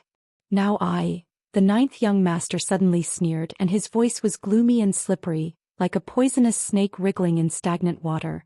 You just don't want to. You're a person who won't get up early without benefits. You're a person who only cares about benefits. I've seen through you. Fine, since you want benefits I'll tell you. He paused for a moment then continued to sneer like a madman. He. When this young master first met you, you were nothing but an ant-like mortal. This young master didn't crush you to death. Then I saved you again. And then, you used my body to turn from an ant into a big demon. You used to be a yes man in front of me and used your schemes. Humph, now in front of my second brother, are you the same as before? You said you wanted to kill me because you didn't want to live happily. Are you happy now? The ninth young master gritted his teeth. I know you, your ambition will never be satisfied. I'm sure you don't want to live by my second brother's side in fear. You and I are also doomed. He suddenly pounded the door, turned around, picked up a few things from the ground and smashed them all. Then he jumped back to the door. Then I'll fulfill your wish again. Let me tell you, Li Yunxin. They want to compete with Mysterious Gate just for one thing. That thing is on Mount Yunshan. If you get that thing, you can become the master of all the demons in the world. Shinryu used to become a peerless demon because of that thing. Now my second brother also wants it. Li Yunxin listened to him, but his face didn't change at all. He was silent for a while and then said, "You've told me about it. The ninth young master. What else can you give me?" The ninth young master just stared at him. After a while, as if she was struck by inspiration, she suddenly blurted out, "Don't ask me what I can give you. Ask yourself what you want." This made Li Yunxin silent again. Finally, after the time it took for half an incense stick to burn, he sighed, "How do I save you?" "Kill my second brother," the ninth young master said, gritting his teeth. Li Yunxin acted like he heard a joke. "Me? Kill him? Have a way." The ninth young master said gloomily, "I don't know about others, but you. I know you have a way. He. Don't you want to kill him? If you don't want to kill him, why are you following him?" Li Yunxin raised his eyebrows. But the ninth young master couldn't see it. He only heard Li Yunxin ask in a low voice, "How can I save you if I kill him?" Hearing this, the ninth young master's voice was full of suppressed ecstasy. "Of course you can. Not only of course you can. Among all the demons in the world, only you can save him." The ninth young master stared at the door. "Because you are the only one. Not only a true state but also a cultivator and also a demon with dragons." Chapter 371. At this time, Li Yunxin had talked with the ninth young master for quite a long time. It was time for him to leave.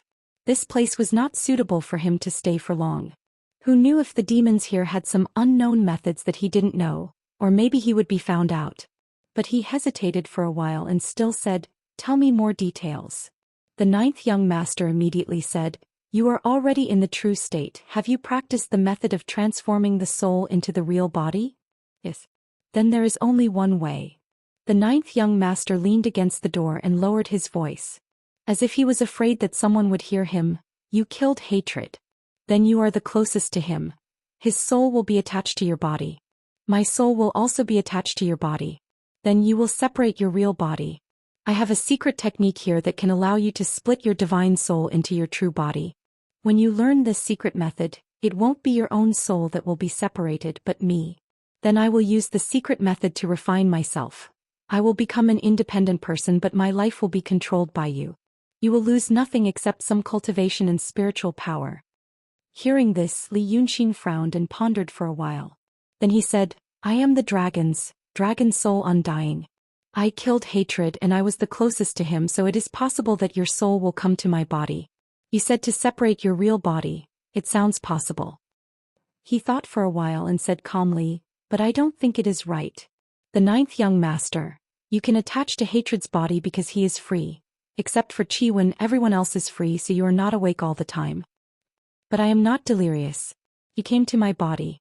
Will you possess me or will you take over my body?" He thought for a while and sighed, "Plus, you are a demon who doesn't practice magic. But now you suddenly tell me you have a secret method. Where did you get this secret method?" From him I naturally learned some of the things that he knew.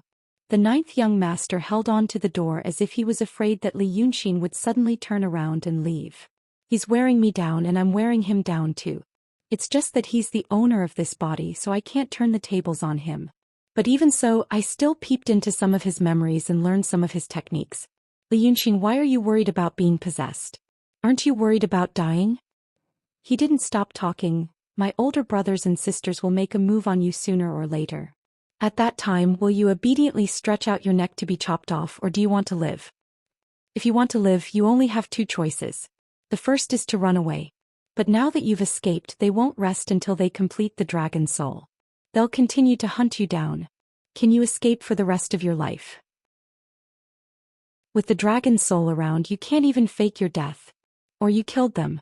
But at that time, the thing you are worried about will still happen. It's just a matter of time. Now with my method you can gain the upper hand. Although I'm begging you, if you think about it carefully, is it really me begging you? We both benefit from it. You have no choice but to do it."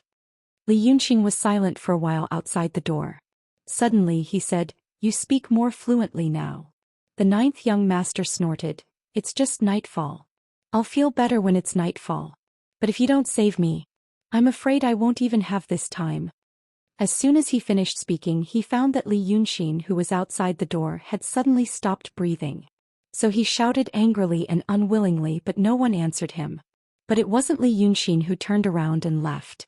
Instead someone came. It was Wanderer Bai. Li Yunxin thought that Wanderer Bai would have a good time with Zither Lady tonight. But he didn't expect to see him at this moment. He had tidied himself up, but there was anger on his face. He didn't know where this anger came from and where it was going. But he could tell that it wasn't because of anything else but because of love. So Li Yunxin restrained his breath and stood quietly by the door, waiting for Wanderer Bai to come over. He hid his body, he hid himself in the flow of energy in the palace. It was almost impossible for Wanderer Bai to use any magical power to spy on him. But Wanderer Bai stopped in front of Hatred's study. Li Yunxin naturally didn't know what happened between Hatred and Wanderer Bai on the first day he came to this palace. So he didn't expect that Wanderer Bai would knock on Hatred's door instead of accompanying his Zither Lady on a night like this. Therefore he was slightly stunned. He thought that Wanderer Bai might be Zither Lady's message to his second brother. He knocked on the door, shouted, and found that no one answered, so he gave up. But he didn't expect. Wanderer Bai reached out to push the door. Of course he couldn't. He was already in a bad mood and now he was even angrier. He frowned. "Lord Tongtong, I have something to say to you." But the Lord Tongtian he was looking for wasn't in the room at the moment. But the ninth young master was in the room. The ninth young master shouldn't be able to hear the conversation outside the door, but Li Yunxin opened a window. When he opened the window he was very careful for fear that he would disturb the energy in the restriction on the door and attract Hatred's attention the next day. So if he wanted to close the window he had to be very careful. So he didn't have time to close the window immediately. The ninth young master heard Wanderer Bai's words. Li Yunxin was silent and held his breath. His heart was in his throat. At this moment the corridor was quiet and bright, but Li Yunxin felt the atmosphere was extremely tense, until, after one breath, the ninth young master opened his mouth. "Do you promise me or not?" Li Yunxin looked at Wanderer Bai. This sentence was clearly said by Hatred's voice. But Wanderer Bai was slightly stunned, not knowing what this sentence meant. But the ninth young master wasn't asking him but Li Yunxin. Li Yunxin didn't say anything. He silently pinched his fingers to make a gesture. He had hoped that the ninth young master would help him to deceive Wanderer Bai and ask him to go back as soon as possible so that they could continue the conversation. However, the ninth young master seemed to have lost his pride and sharpness after being tortured by the feeling of being digested alive. So he stubbornly and desperately wanted Li Yunxin to give him a promise. Just a promise was enough. So Li Yunxin began to try to close the window at the risk of disturbing the energy or being noticed by Wanderer Bai. At this moment Wanderer Bai frowned. What did the Lord Tongtian say? His voice passed through the window so the ninth young master could hear it. And because he could hear it he could feel it. As the window was closed, the final sound of the sentence became distorted and weakened. He realized what Li Yunxin was doing. So he finally shouted, "Li Yunxin, help me out." Wanderer Bai took a step back and a brilliant green light burst out from his body. Chapter 372. The aura of the demon at the peak of the true realm suddenly spread out. Thus, the palace lanterns on the roof of the corridor and the bonsai ornaments by the window were instantly shaken and fell to the ground. However, the moment the shattering sound was heard, an invisible barrier quickly extended and covered all the sounds. Then Li Yunxin showed up in the corridor. Closing the window or creating a barrier that blocked any sound and spiritual power fluctuations was not a difficult task for him. But if he did both at the same time he couldn't hide himself perfectly anymore. Seeing him, Wanderer Bai sneered, "Good Li Yunxin, I knew you were up to no good, but now you've given yourself away. Why are you hiding here? Are you going to assassinate the Lord Tongtian?" Li Yunxin stared at him without saying a word, but his hands didn't stop. His fingers were stirring slightly in an imperceptible way. He was stirring the qi in this space to completely close the window he had drawn. If he hadn't killed the human monarch in front of so many demon kings that day, Wanderer Bai, who was also at the peak of the true realm, would probably have rushed over and killed him. But because he still remembered Li Yunxin's appearance in the hall that day, Wanderer Bai didn't dare to fly over. He shouted and saw that Li Yunxin didn't say a word and just looked at him with his hands clasped behind his back. Therefore he immediately had a bad premonition. He stopped and withdrew some of the aura he had forced out. He tilted his head slightly and said suspiciously, "No. You don't dare to assassinate the Lord Tongtian. That's courting death. Then what are you doing here? What's going on inside?" After saying this, he turned his head and looked inside the door, shouting, "Lord Tongnan, are you okay?" He still needed 15 minutes. Li Yunxin had to close the door and the thing he had opened and erase the traces. Now that Wanderer White had discovered him, he had many excuses he could come up with later. Even if the Lord Tongtian and the Zither Master did not fully believe him, they could still use the situation to temporarily brush him off. But if the traces he left behind were discovered, and if the Lord Tongtian knew that he could actually control the restrictive qi in this hall, no excuse would be able to protect him. That day when he used the golden light deity to seal the Rinjuan's demonic power, the Lord Tongtian did not notice. This meant that Lord Tongtian did not know much about the qi movement in the hall. Just like the owner of a house, he knew how to lock and unlock the door of the house. But he did not know the mechanism of the lock or how it was made. Thus, hatred was able to activate the restriction. But Li Yunxin, who practiced painting, was a locksmith. He could open the lock and break the restriction, and he also knew the back door of the house that even the owner did not know about. If the traces today were not erased, tomorrow hatred would find that the lock on the door had been pried open. Who would allow a person who could lock himself in at any time to stay in his house? Wanderer White asked these two questions and found that Li Yunxin was still staring at him motionlessly. He made up his mind and was about to pounce on Meng Qi, but he just wanted to find out the truth. And Wanderer White didn't seem to know that hatred was possessed by the 9th young master. He even came to find hatred at night. It seemed that he also didn't know that hatred would sleep at night. This was very strange. Wanderer White was the gigolo of the Zither Master. Logically speaking, he should know the habits of the Zither Master very well. It had been 2,000 years.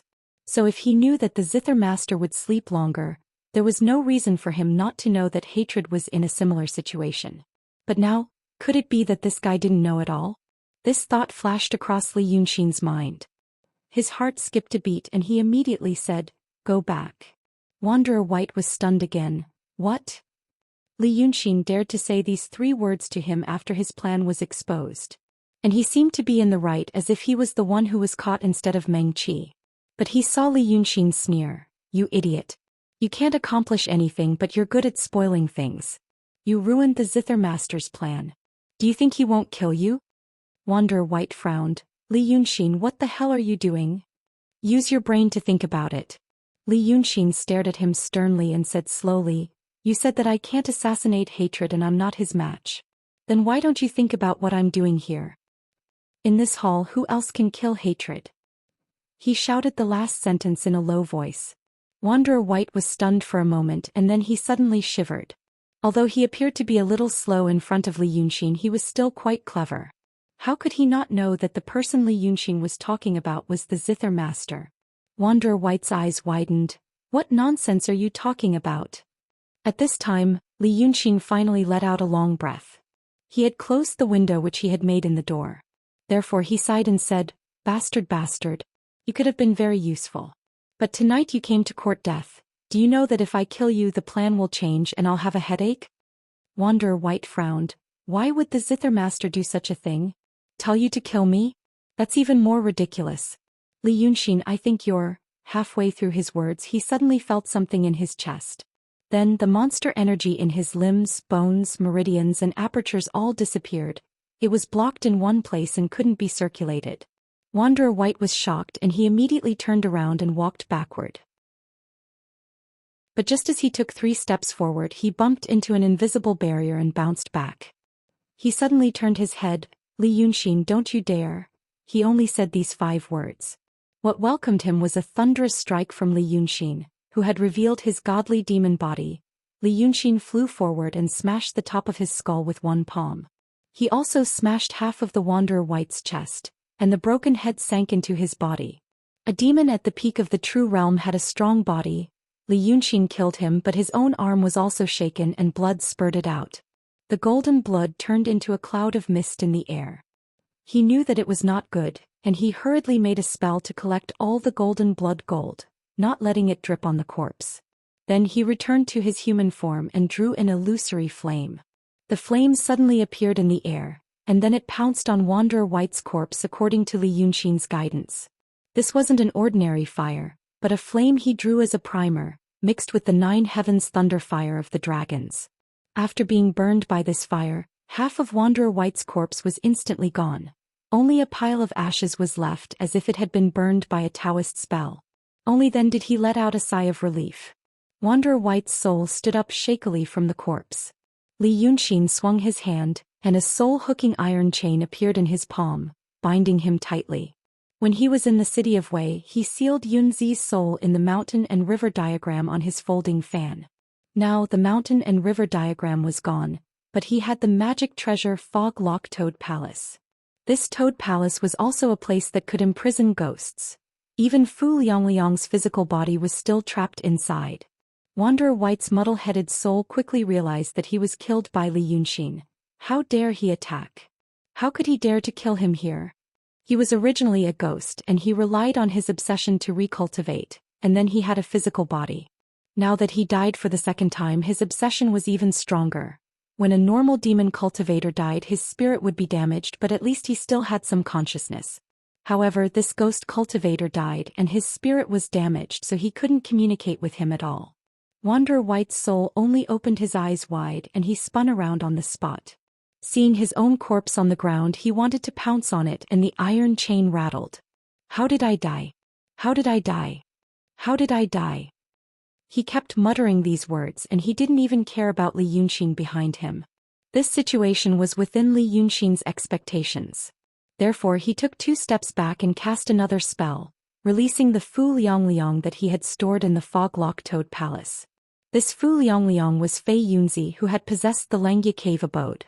Then he possessed Kun Wuzi.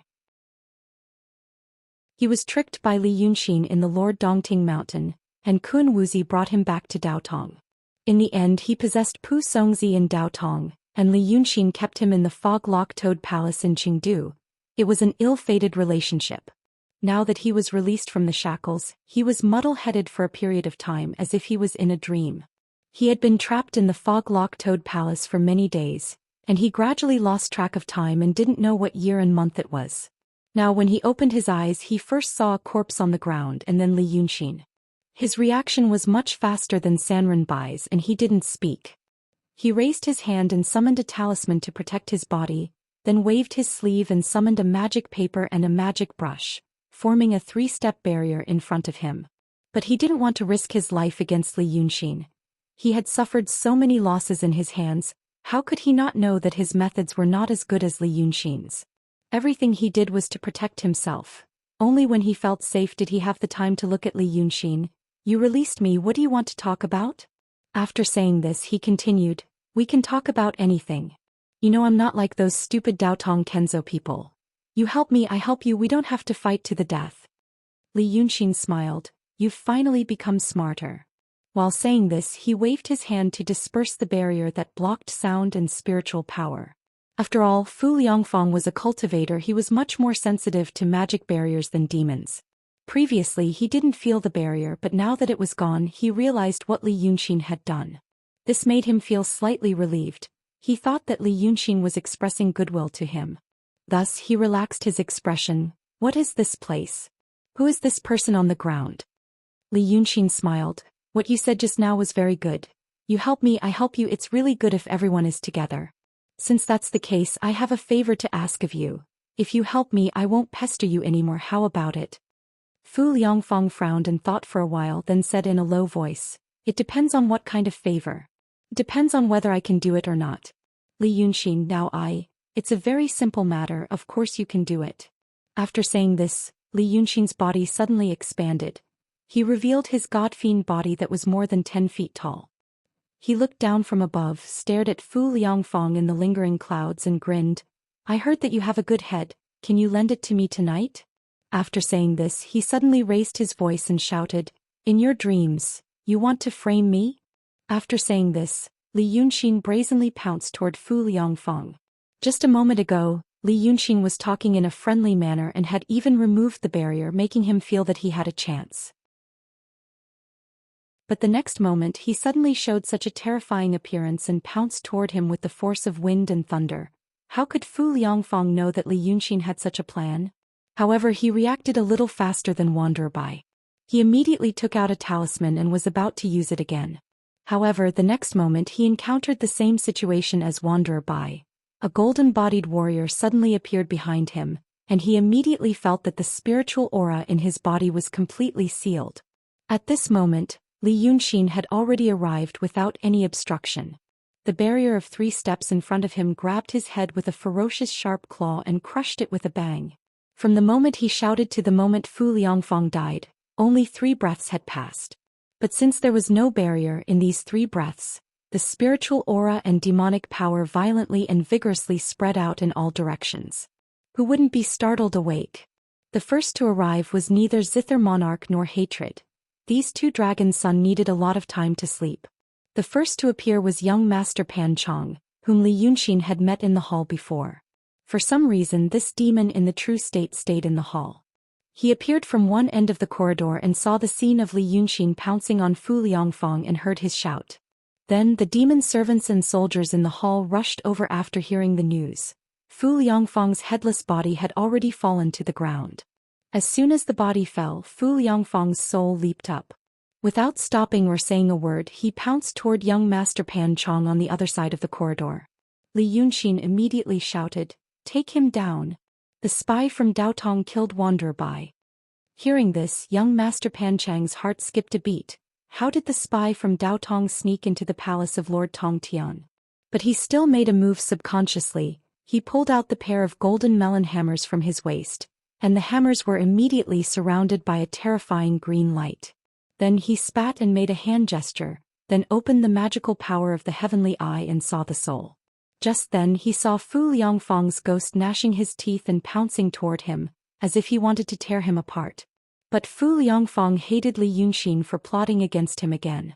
This kind of humiliation couldn't be described with words.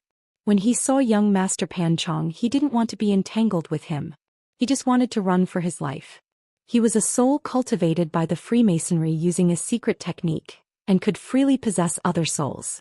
Those ordinary dead souls couldn't compare to him.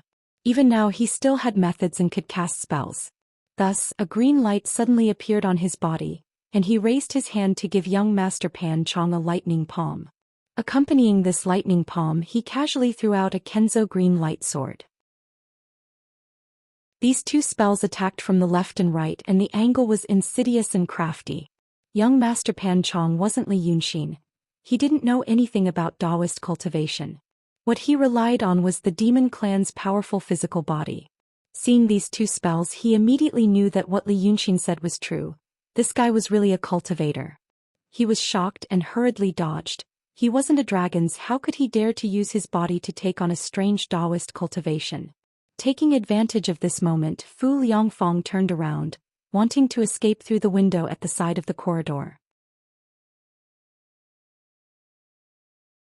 Chapter 373.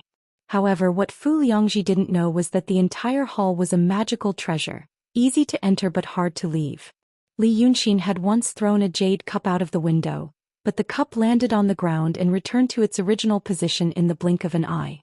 Now, like a gust of wind, he whizzed through the gap of the window. He was secretly happy that he had escaped with his life, but in the next moment his vision blurred and he was back in the corridor.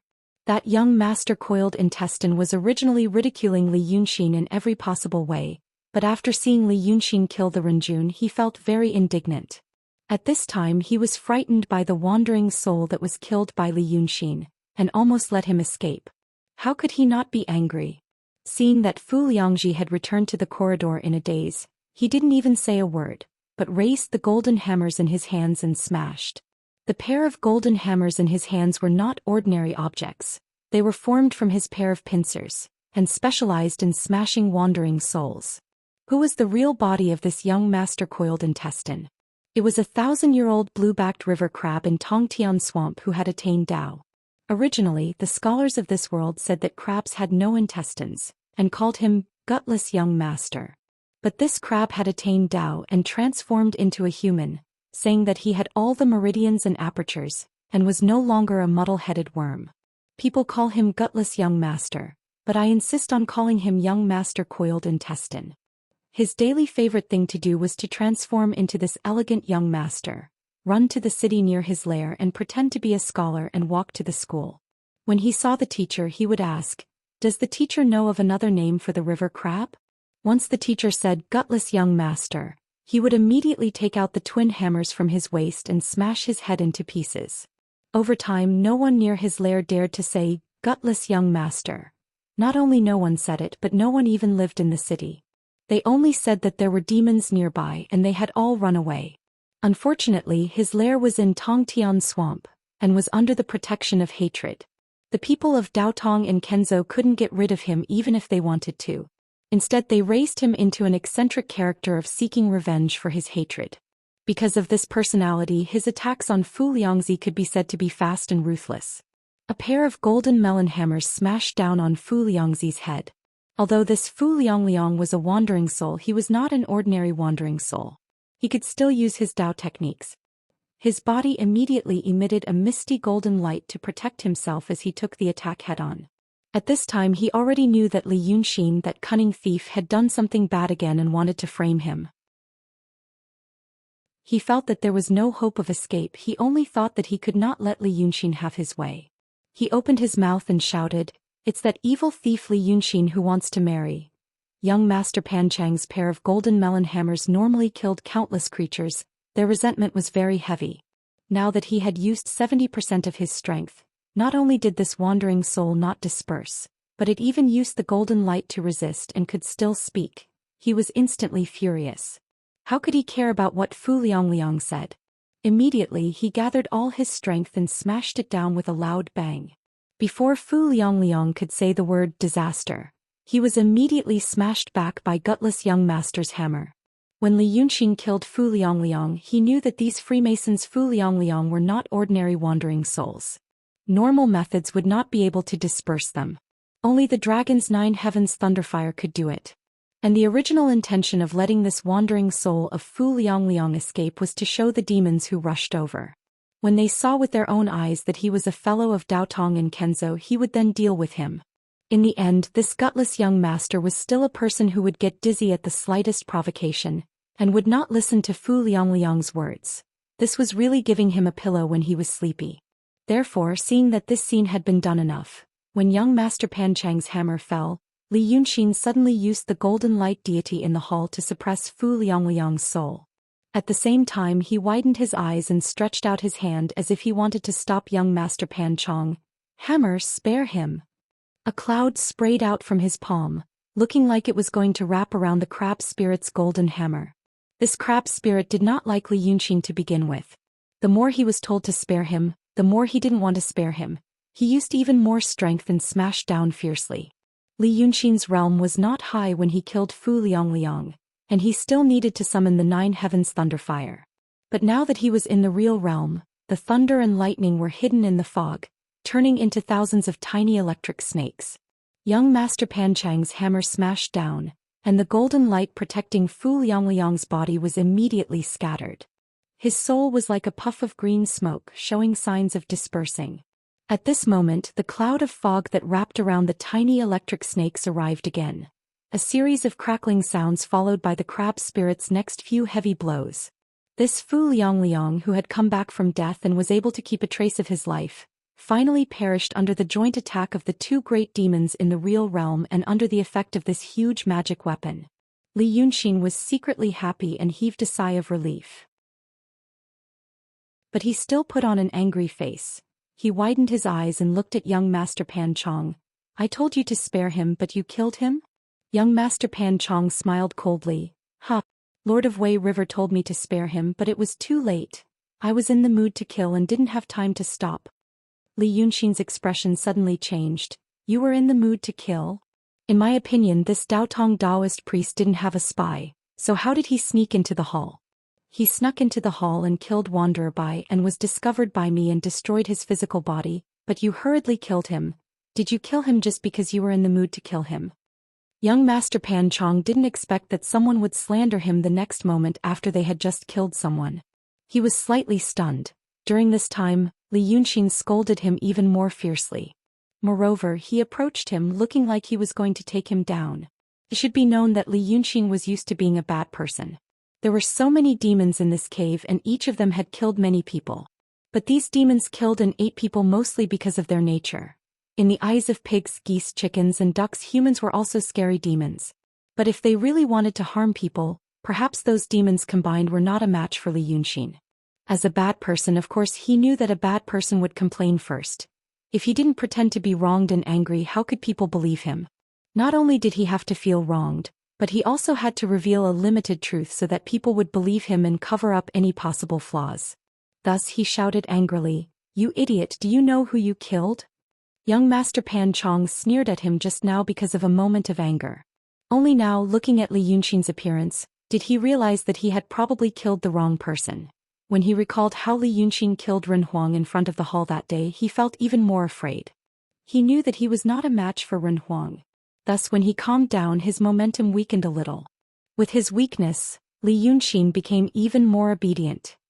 He stared at young Master Pan Chong with a pair of terrifying bell-like golden eyes in his godly body, and breathed out hot mist from his mouth. He shouted angrily like thunder, "The wandering soul you killed was a spy of the Freemasonry in Dao Tong. His name is Fu Liangzi. You idiot, do you know who Fu Liangzi is?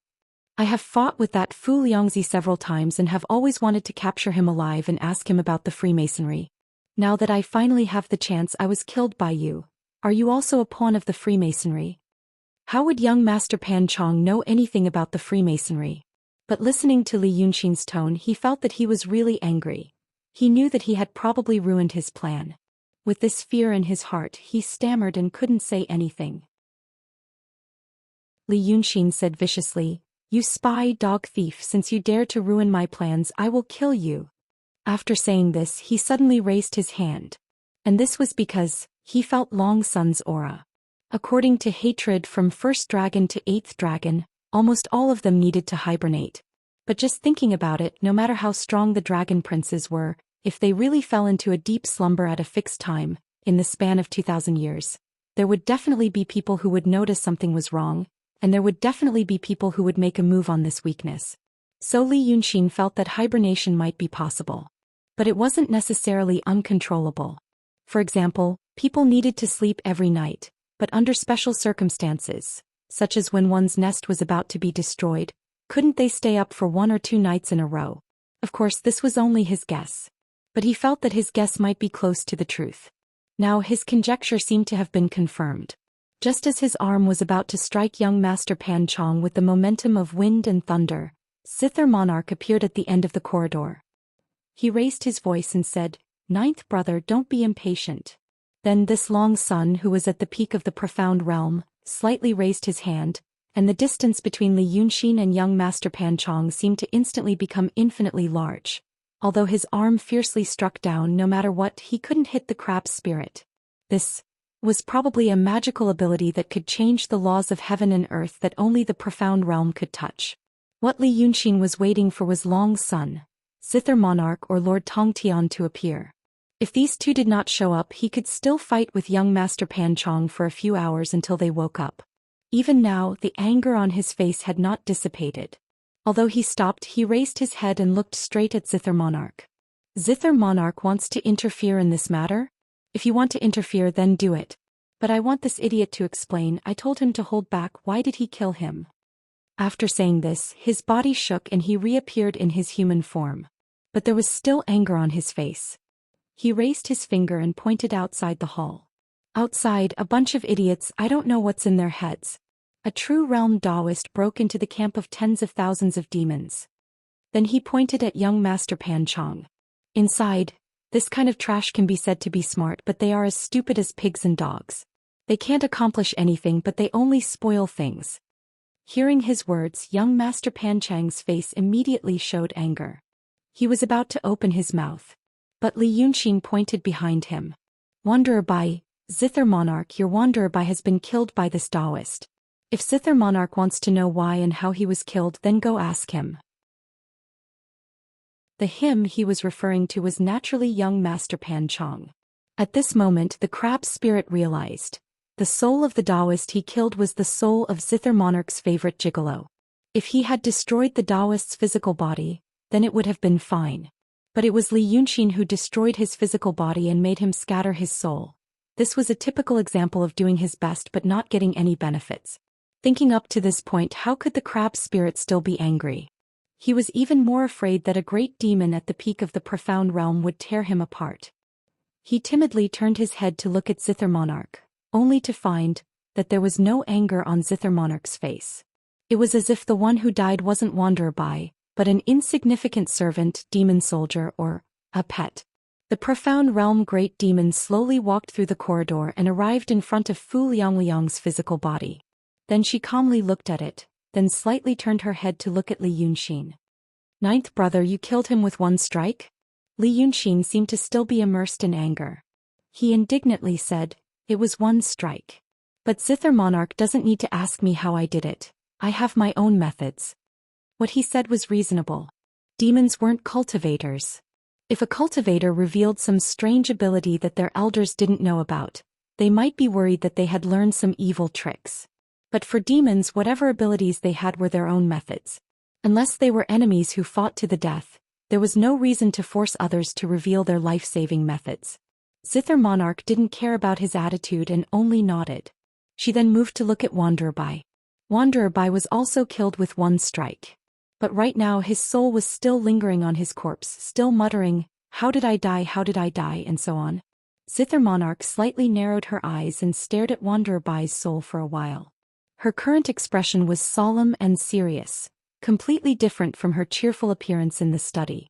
It was more in line with her identity as the young dragon master. After watching for a while, she knew that the soul's consciousness was too heavily injured and couldn't get any more information out of him. When a normal person died, their soul would be damaged and they would become a ghost cultivator. But when a ghost cultivator died, his already damaged soul would be even more injured.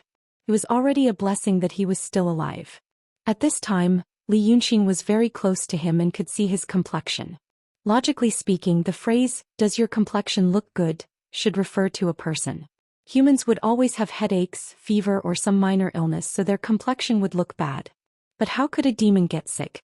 Then Li Yunxin realized that Zither Monarch's face was deathly pale, as if he had suffered a heavy injury. Perhaps it was a side effect of him forcefully waking up from his deep slumber. After a while, Zither Monarch seemed to smile. This Taoist has some tricks up his sleeve. Wanderer Bai also has 2,000 years of cultivation. After saying this, he was silent for a while. Then he lightly raised his hand and waved. That Wanderer Bai's remnant soul instantly dissipated like it was made of smoke. Then she looked at Li Yunxin. "Even you, ninth brother, would find it difficult to kill him with one strike from such a distance. But how did you find him?" Li Yunxin took a deep breath and hesitated for a while. Then he narrowed his eyes and stared fiercely at young Master Pan Chong, saying reluctantly, "I came out at night." "Why did I go out?" Zither Monarch shouldn't ask. "Only then did I notice something was wrong. The Freemasons practice a very special method, dual cultivation of the Tao and the sword. I've had many dealings with them, so I'm very sensitive to their auras. Naturally, I have a way to deal with them." There wasn't much truth in what he said, and there were two parts that were unclear. But if he wanted people to believe him, he had to mix truth with falsehood. Li Yunxin was known for his intelligence, so no one would believe that he would use such an excuse that was full of loopholes. Chapter 374. I thought I had caught him at last and could ask him about the Freemasonry properly, but he spoiled it. Li Yunxin glared fiercely at young Master Pan Chong once more before sighing slightly and shaking her head. "All right. Even this idiot doesn't know what he's doing. He's lost a great opportunity." But Zither Monarch. He turned to look at Zither Monarch. "This means that the Celestial Sect and the Freemasonry are here. The matter I mentioned this afternoon needs to be expedited." Zither Monarch looked at him thoughtfully. As for Li Yunxin, he felt that Zither Lady was probably making a choice. If he was Zither Monarch, he wouldn't believe him so easily. But the problem is, how many things in life can be done after one truly believes it? There are many things that don't need to be clear. Even the emperors of the human world might not know which of their officials are corrupt. But if the minister is useful, if he is an able official, then the matter of taking bribes and perverting the law becomes a minor detail. Everyone's face is beautiful and no one will expose it. Zither monarch may know that many of his words are just excuses or that he has doubts.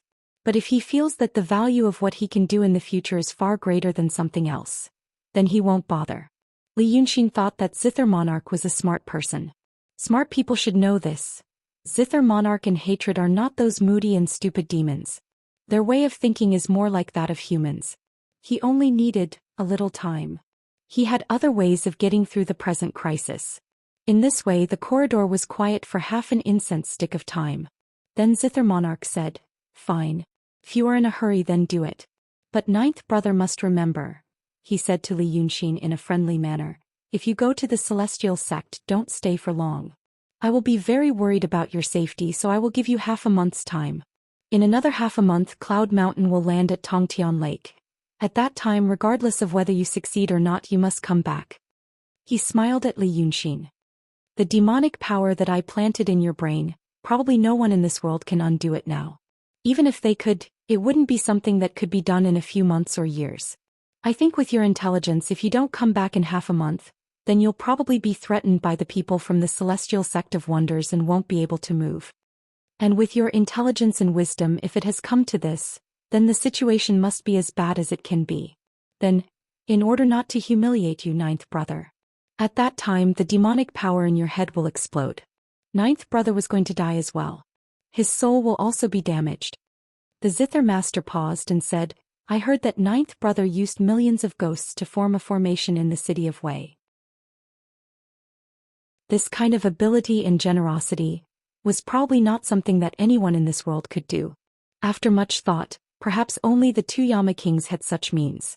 Ninth brother, perhaps it was a coincidence that you caught the eye of the king of hell. But the king of hell is not that scary." The Zither master took a step forward and stopped in front of Li Yunxin. He looked at him seriously. "If ninth brother was killed by me, the king of hell would not be able to protect your soul. At that time, even if there was a way to become a ghost cultivator, ninth brother should know that you would not be the same person as you are now. That is why the Taoists from the Celestial Sect of Wonders were unwilling to become ghost cultivators or Yin masters after they died." The Zither master paused for a moment as if he wanted Li Yunxin to digest his words. Then he said, "Little brother, do you understand?" Li Yunxin nodded. "I understand." At this time his face was calm and was no longer as angry as before. His anger earlier was just for the Zither master to see. But now that he heard the Zither master's words, he knew that the Zither master was very suspicious. That was why he only said that he would plant demonic power in his head. But now he limited it to 15 days and used the incident with Bai Yanjun as an example. It was almost a naked threat. Li Yunxin felt that even if he came back within 15 days, he would not be able to live a good life. However, when he came to see the ninth young master at night and even ran to Yazi's lair, he did it very casually. He knew in advance that these things were very risky and any one of them could go wrong. Even a quarter of an hour ago he was mentally prepared that the Zither master would kill him. But now it seemed that the situation in Daotong was very important to the Zither master. They wanted him to go there. After that trip they would settle the score when they came back. Li Yunxin suddenly laughed. Because he did not know why, at such a dangerous moment, he thought of his previous life. That old man would say when it was almost the new year that he would let him go first and settle the score after the new year. But after that he did not settle the score. Since that person did not want to settle the score with him, why would he let others do it? The reason why he was so bold these days was because death was the last thing he was afraid of. He still had one more card. The Zither master might as well use Bai Yunxin and Red Lady to threaten him. But now that things had come to this, even though it was not said out loud, smart people knew that in reality, the smiling face on the surface had already been torn apart. The Zither master knew that Li Yunxin had done something in this hall. She also knew that Wanderer Bai's death might have something to do with Fu Liangzi or Li Yunxin. Li Yunxin also knew that the Zither master did not want to be a good brother anymore and threatened him with death. But this was the result he wanted. So he took a deep breath and looked up at the Zither master. "In that case, I want to take Bai Yunxin and Red Lady away. With the Zither Master's extraordinary ability, it should not be difficult to find them in the future. But right now, just 10 days ago, I came here to save them. Now that I am in the Zither Master's hands, I will exchange myself for them. Hearing his words, the Zither Master let out a soft, "Ah." Then she shook her head and asked doubtfully, "Ninth brother, do you really like those two girls?" She did not say demoness or demoness, but insisted on saying girls.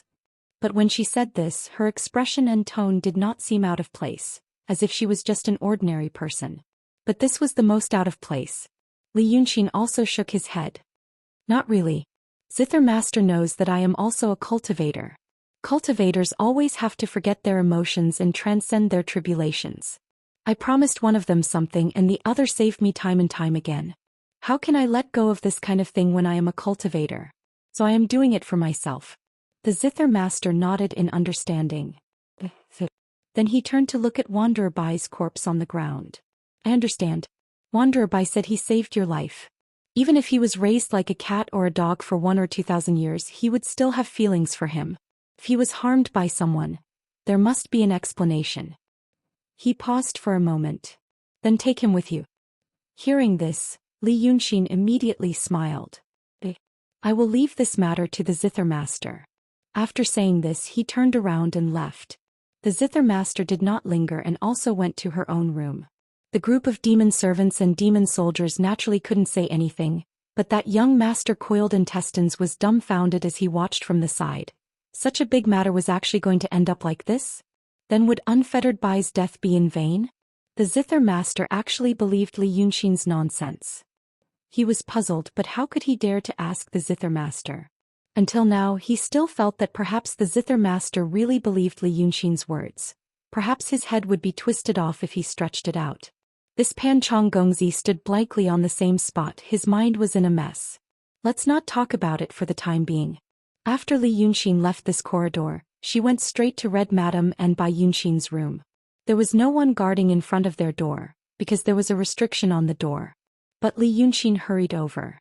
As soon as he stopped in front of the door, he raised his hand and drew a few lines on the door. Then he kicked the door open. Previously, when he played tricks on Hatred's door, it took him a full quarter of an hour and he had to be very careful.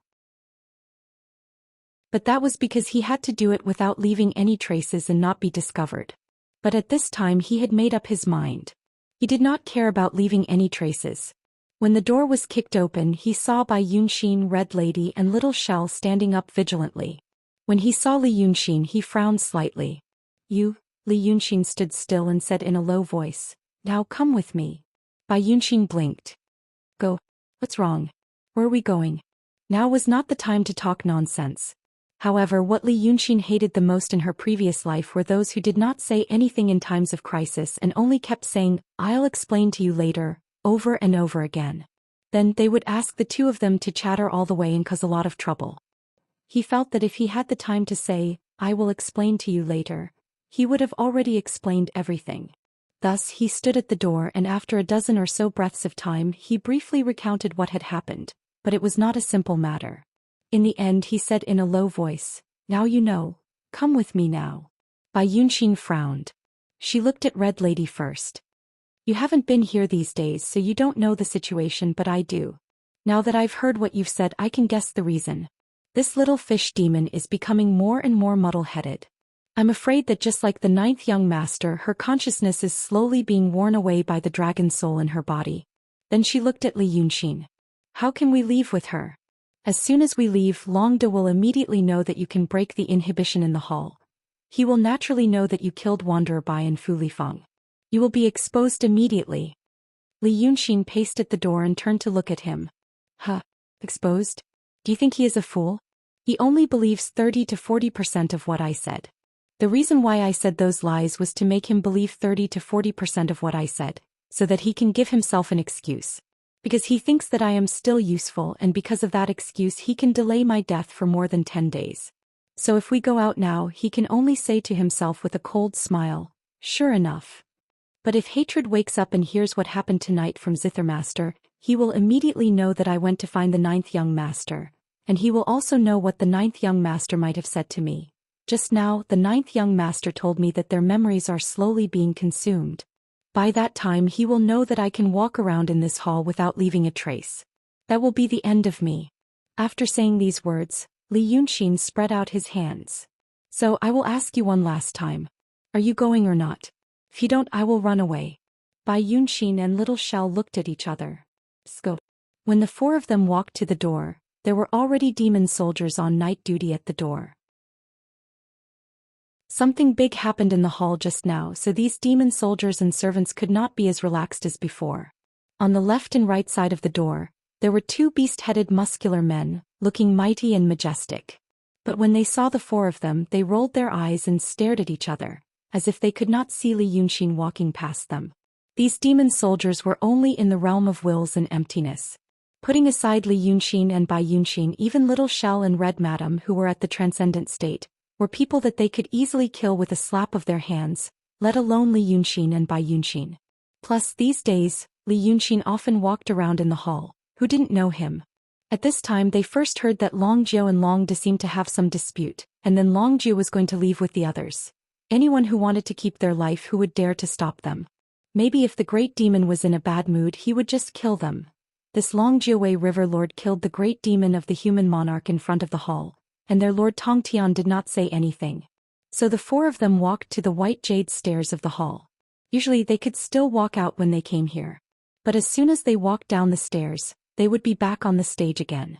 But now Li Yunxin stood still, took out a magic pen from his sleeve and slashed it in the air like a knife. The tip of the pen trembled slightly, and no one knew how many changes it had gone through and how much Qi had been adjusted. Then there was no light or change. But there seemed to be a soft pop sound. It was as if a huge bubble had burst. So, Li Yunxin walked out. He walked 13 steps and stood on the rough ground under the white jade stairs. Then he turned his head and looked at the three people on the stairs. Come. In this one glance he also saw the second floor of the palace. It seemed that the Zither monarch was looking at him from the window. His expression was calm, as if he had already expected that Li Yunxin could break the prohibition and walk out of the hall by himself. Now he was just calmly watching his guess come true. Li Yunxin looked at him for a while and then looked away. He originally planned to look at the camp of the Monster Kings from afar. Previously he did not get along well with the Monster Kings, so he did not plan to go through their camp. He felt that it was best to fly and directly get out of this Guanyuan crypt. But his eyes did not turn to the direction of the camp, and only glanced at the back of the palace. Then he suddenly stopped and could no longer move his eyes away.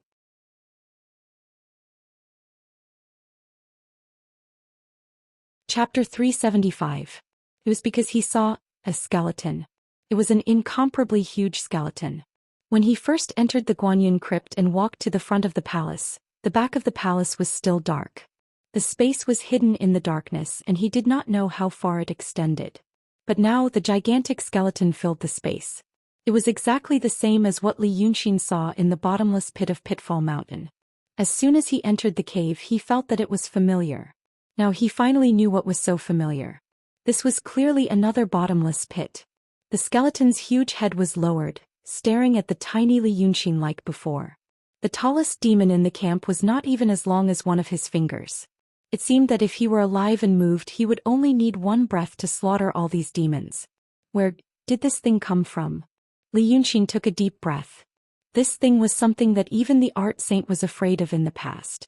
That was why he asked Evil King to guard Pitfall Mountain and used one of the Octatic Treasure's ancient scrolls to suppress him. Now that Qin Jun said he went to Pitfall Mountain to do something, it seemed to be referring to this thing. How did he get it? Li Yunxin had personally seen this thing swallow the Evil King's soul in one gulp. Did the Qin Master have a way to control it and bring it from Yu Kingdom's Pitfall Mountain thousands of li across the Qin Kingdom all the way to Yi Kingdom? Did Dao Tong and Kenzo not discover it? The scene in front of him stunned him for 3 breaths, and then he turned to look at Qin Jun. But at this time Long De had disappeared from behind the window. Bai Yunxin and Red Lady came down from the stairs. However, Red Lady's mind was becoming more and more muddled, and she needed Little Shell's help to walk. Li Yunxin felt that it was necessary for him to see if there was some kind of sleeve technique in the Jade Scroll. Almost everyone in Daotong knew this technique. It was very convenient to roll people or objects into their sleeves and carry them around. But this was all in the future. He could not help but look at the skeleton again. Back in the Pitfall Mountain, the skeleton's 2 arms were hung by iron chains, and it was kneeling on the ground. Now that the iron chain was gone, it sat cross-legged on the ground with its 2 arms propping itself up. Seemed to be deep in thought. He frowned slightly. The skeleton made him feel very uncomfortable. In front of it he was like a small and ignorant beast. Kodo-kun, is he going to use this thing to deal with the Daotong and Kenzo people? What would happen if this thing absorbed too many souls? He could never forget the scene in the bottomless pit of the Pitfall Mountain. There were fine, metallic muscles moving on the skeleton. The scene was truly bizarre. This uncomfortable feeling grew stronger and stronger. Li Yunxin took a deep breath and said, "Let's go." From the sky. After saying this, he soared into the air in the darkness. He first rose to the top of the cave and then headed straight for the exit. He wanted to get rid of the uneasiness that the huge skeleton gave him as soon as possible. The result was surprisingly smooth. Tonight's events came and went suddenly. Half of the demons in the underground camp had fallen asleep. Those who didn't sleep didn't stay in the sky. There were guards at the entrance of the cave. But regardless of whether these guards recognized Li Yunxin, they didn't dare to ask when they saw that he was a demon that soared into the sky. Thus, the 4 demons flew close to the ground for a distance of 100 miles before landing on a lush mountain ridge. But this place was still in the Manwan Mountains. They were still far from the outskirts of the Manwan Mountains.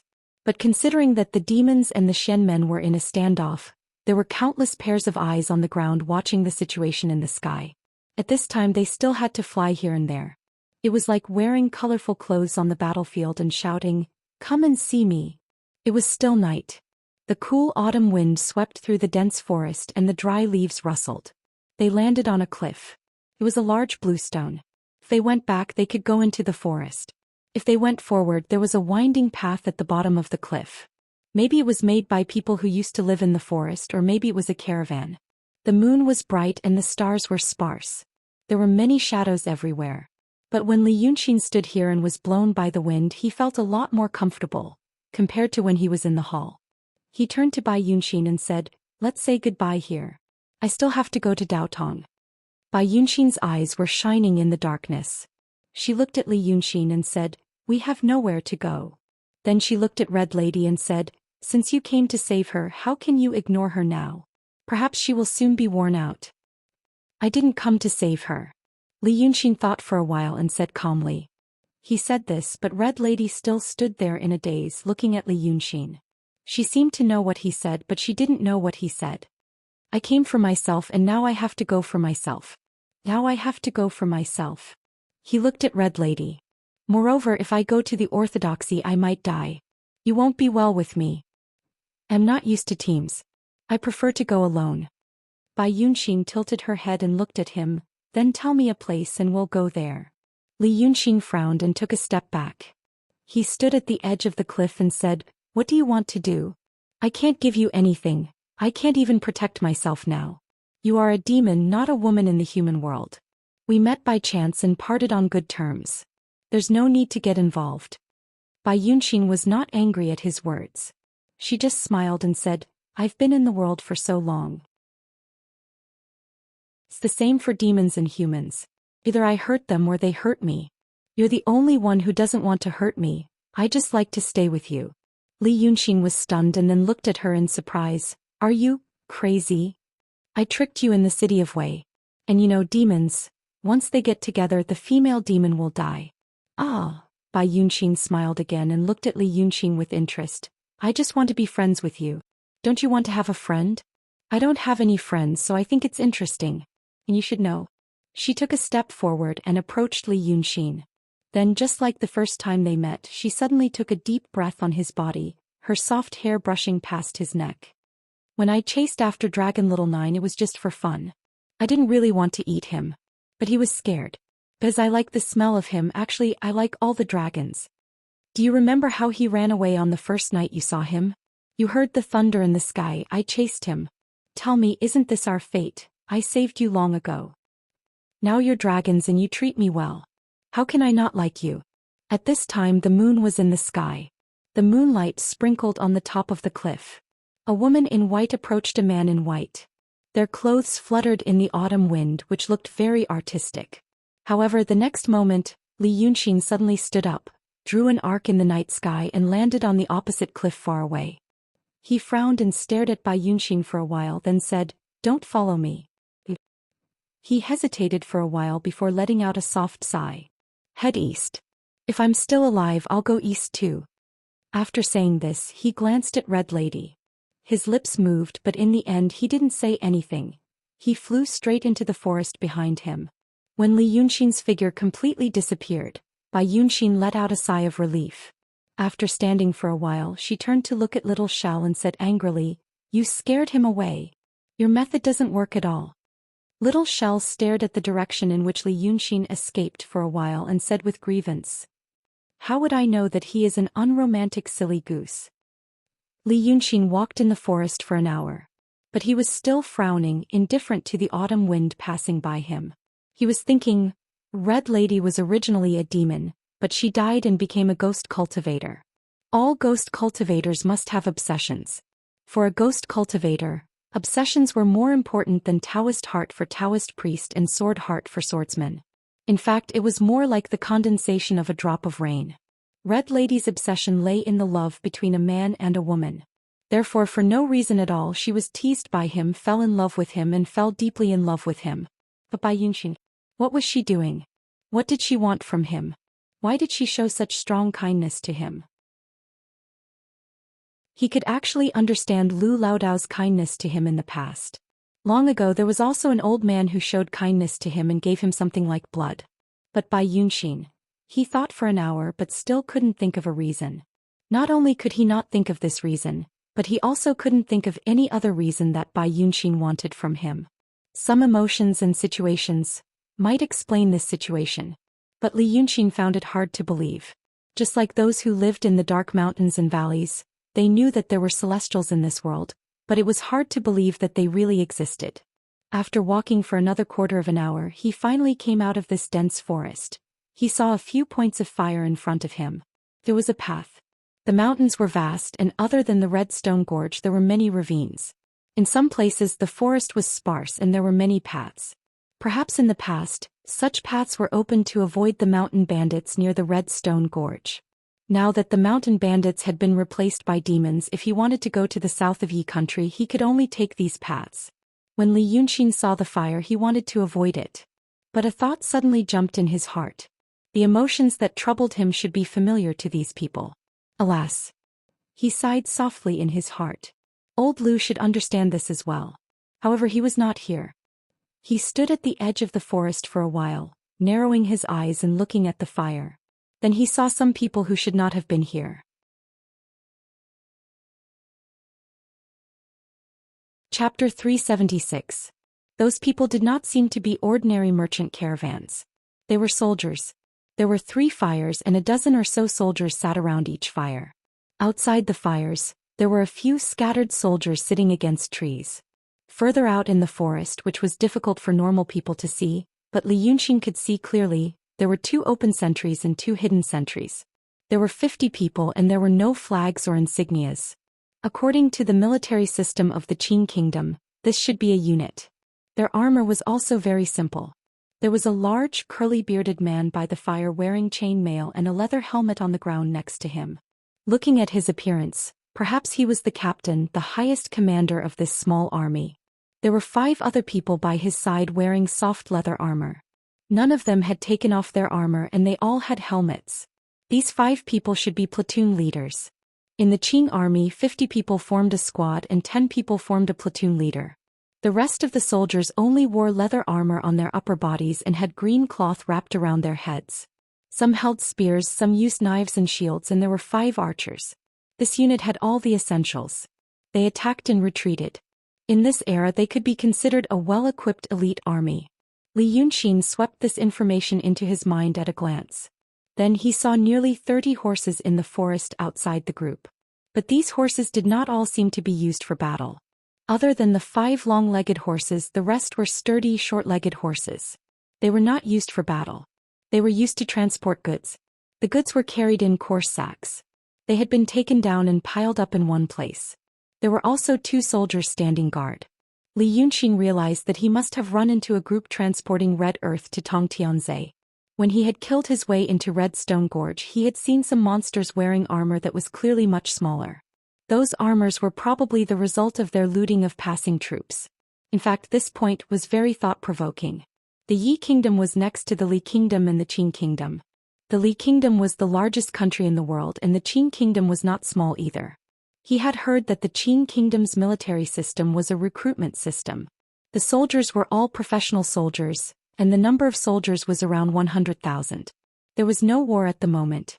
If the emperors of Qin Yi and Li Kingdoms truly wanted to help Daotong and Kenzo and send out a mighty army of hundreds of thousands and use millions of commoners as backup support, not to mention the mountains, the entire Yi Kingdom would have a sentry every 5 steps and a sentry every 10 steps. But now, within the borders of these countries and the mountains, there were no armies of human empires to suppress them. Instead, there were many small teams coming and going in the mountains. Perhaps the emperors did not want to contribute to these things? Or could it be said that the celestial sect of wonders was unable to control the dynasty in the secular world? However, these thoughts only spun around in his mind for a moment. Li Yunxin decided to go with them. Other than the reason he had thought of before, since this team was transporting red clay, they had to contact the Daotong Kenzo people. He could actually follow them to take a look at the base level and see the situation of the celestial sect of wonders. The information obtained this way would be much more reliable. Or perhaps, the environment the team was in made him think of a scene from a few months ago that seemed to have happened many years ago. At that time he was still human. Thus he sat down beside an old tree. Leaning against the tree, he raised his head slightly and closed his eyes as if he was taking a nap. In reality, he was listening to them talk. He activated his magical power. The conversation between the team and the 5 squad leaders was pulled out from the sound of wind, fire, and people. It crossed a long distance and became clear. He listened like this for nearly an hour. During this time, the 6 officers only chatted intermittently. Occasionally, they would rise to order the soldiers to pay attention to their duties and be more vigilant.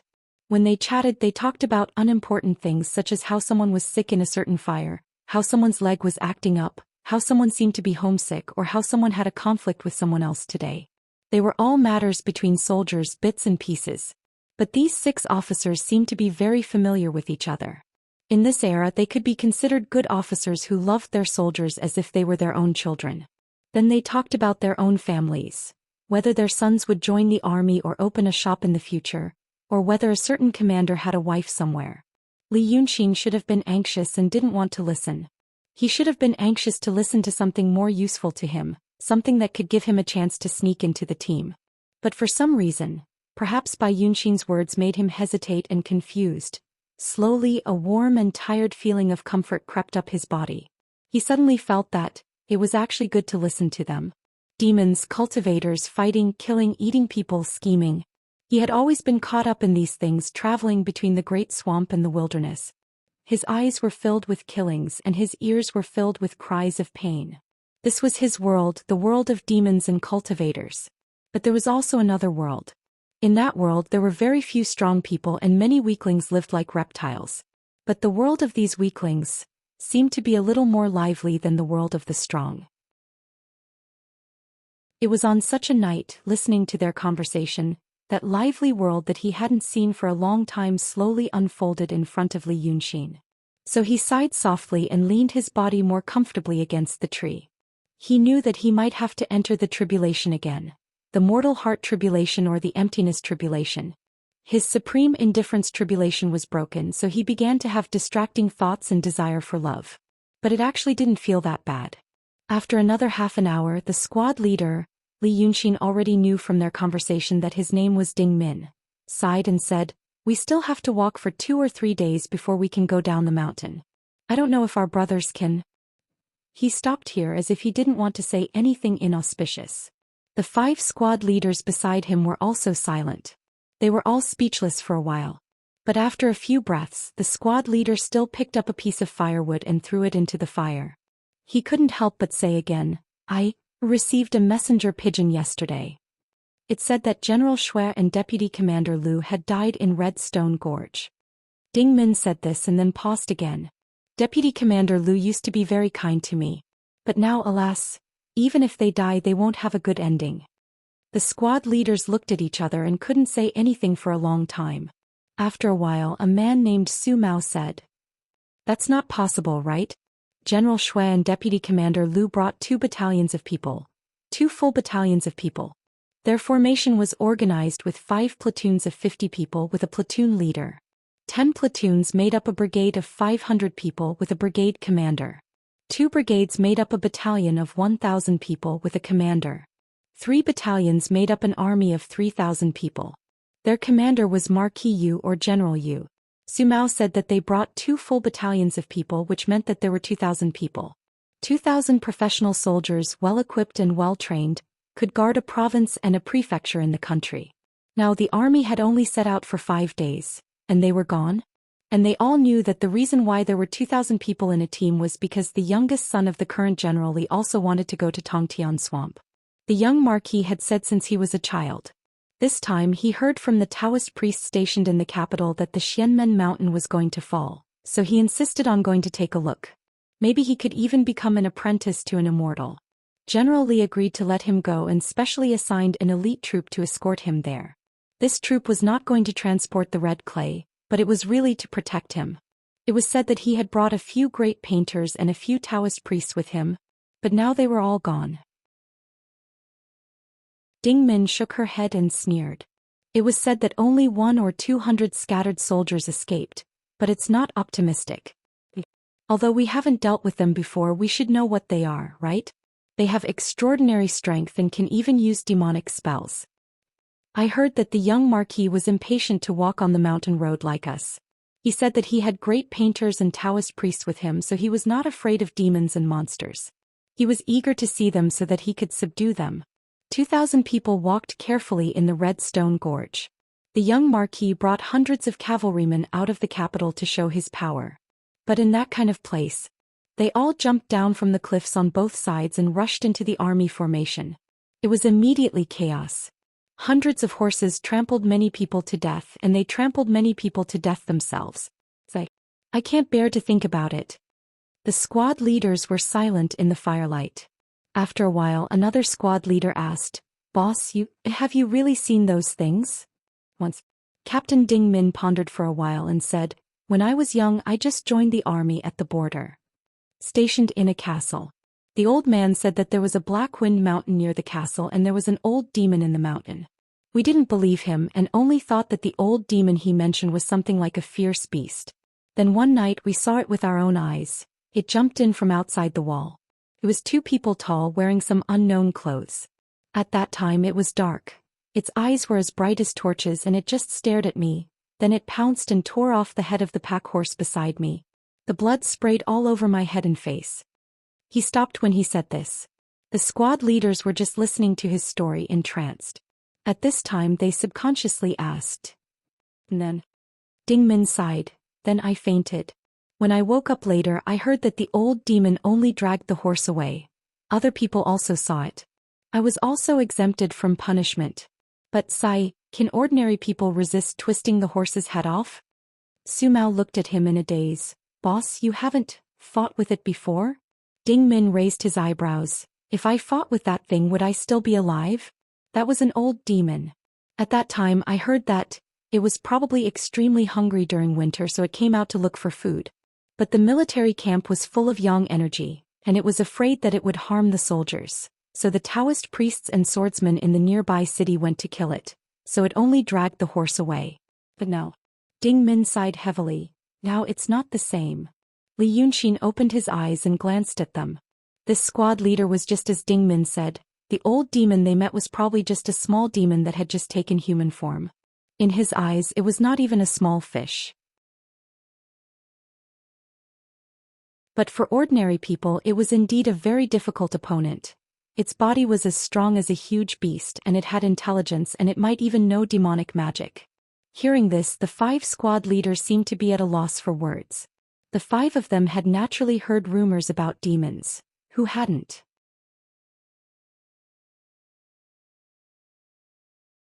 Chapter 377. But no one had actually seen it. By now, these officers should have already received the news, such as that they would encounter demons along the way. The orders passed down from the army were different from the rumors of the common people. This meant that those things really existed and there was a high chance that they would encounter them. They say that evil will never triumph over good.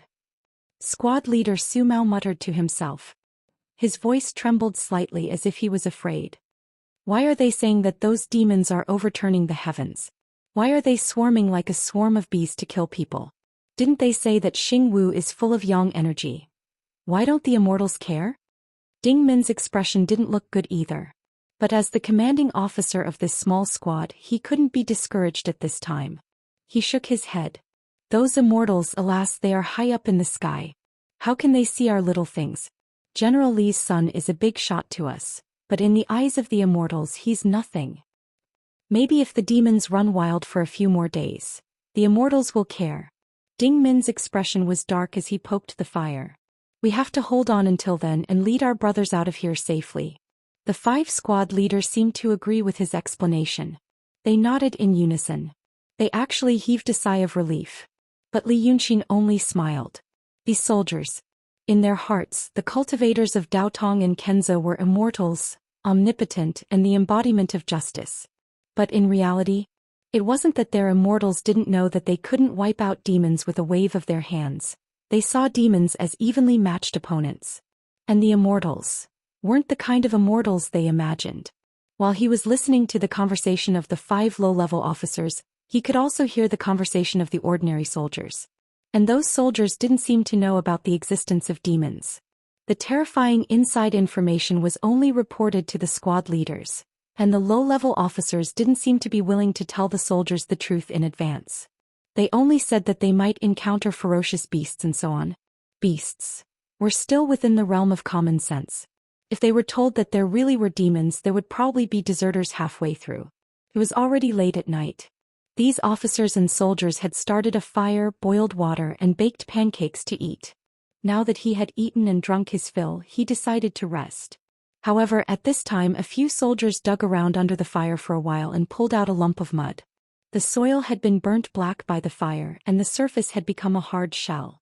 The soldier drew a dagger from his waist and struck the hard shell several times with the back of the dagger. The hard shell split open. Immediately the smell of meat filled the air, causing many people to stare at it. Li Yunxin had been distracted by their idle chatter and found out that they had accidentally caught a rabbit when they were camping here. At this time of year, rabbits were putting on their autumn fat and beautiful. But when marching in the wilderness there was a rule. Small groups were not allowed to eat meat at night. What he meant was that he was afraid that the smell of blood would attract wild beasts. But at this moment he was probably more afraid of attracting demons. Because of this, the soldiers secretly wrapped it in mud and put it under the fire to burn. They only took it out now. Seeing this, Ding Min, Su Mao, and a few other officers came over to reprimand them. But in the end they had a good relationship with the soldiers, so they let it go. An old soldier didn't mind the heat and tore off the hind leg for his officer to eat. But using this method to cook the rabbit without peeling off the skin or removing the organs, how could it taste good? The officer naturally didn't want to eat it, but the soldiers didn't mind and all rushed to eat it. In the blink of an eye, only a small part of the rabbit was left and only some internal organs were left.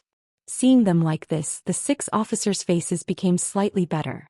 Perhaps it was such a lively and joyous scene that slightly diluted the haze in their hearts.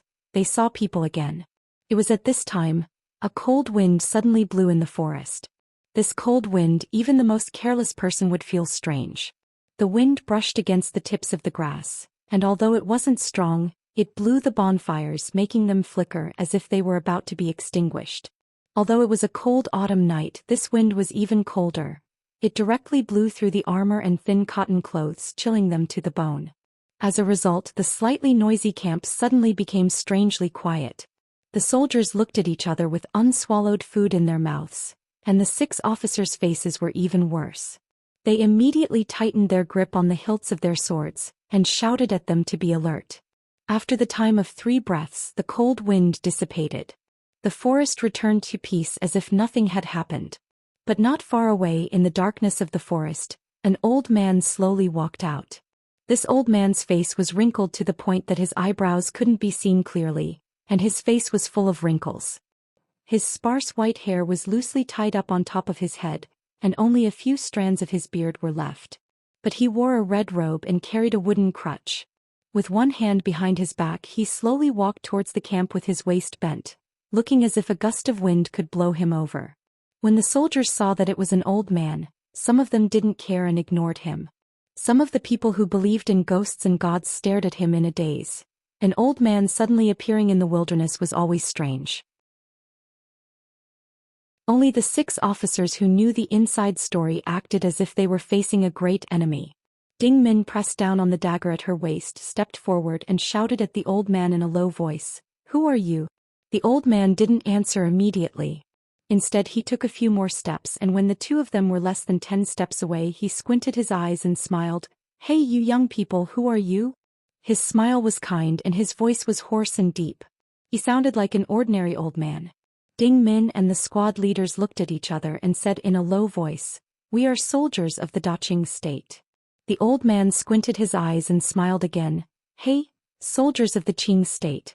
Passing through my territory, why are you eating my food?" Ding Min was slightly stunned. Just as she was about to speak, she saw the old man point to the fire.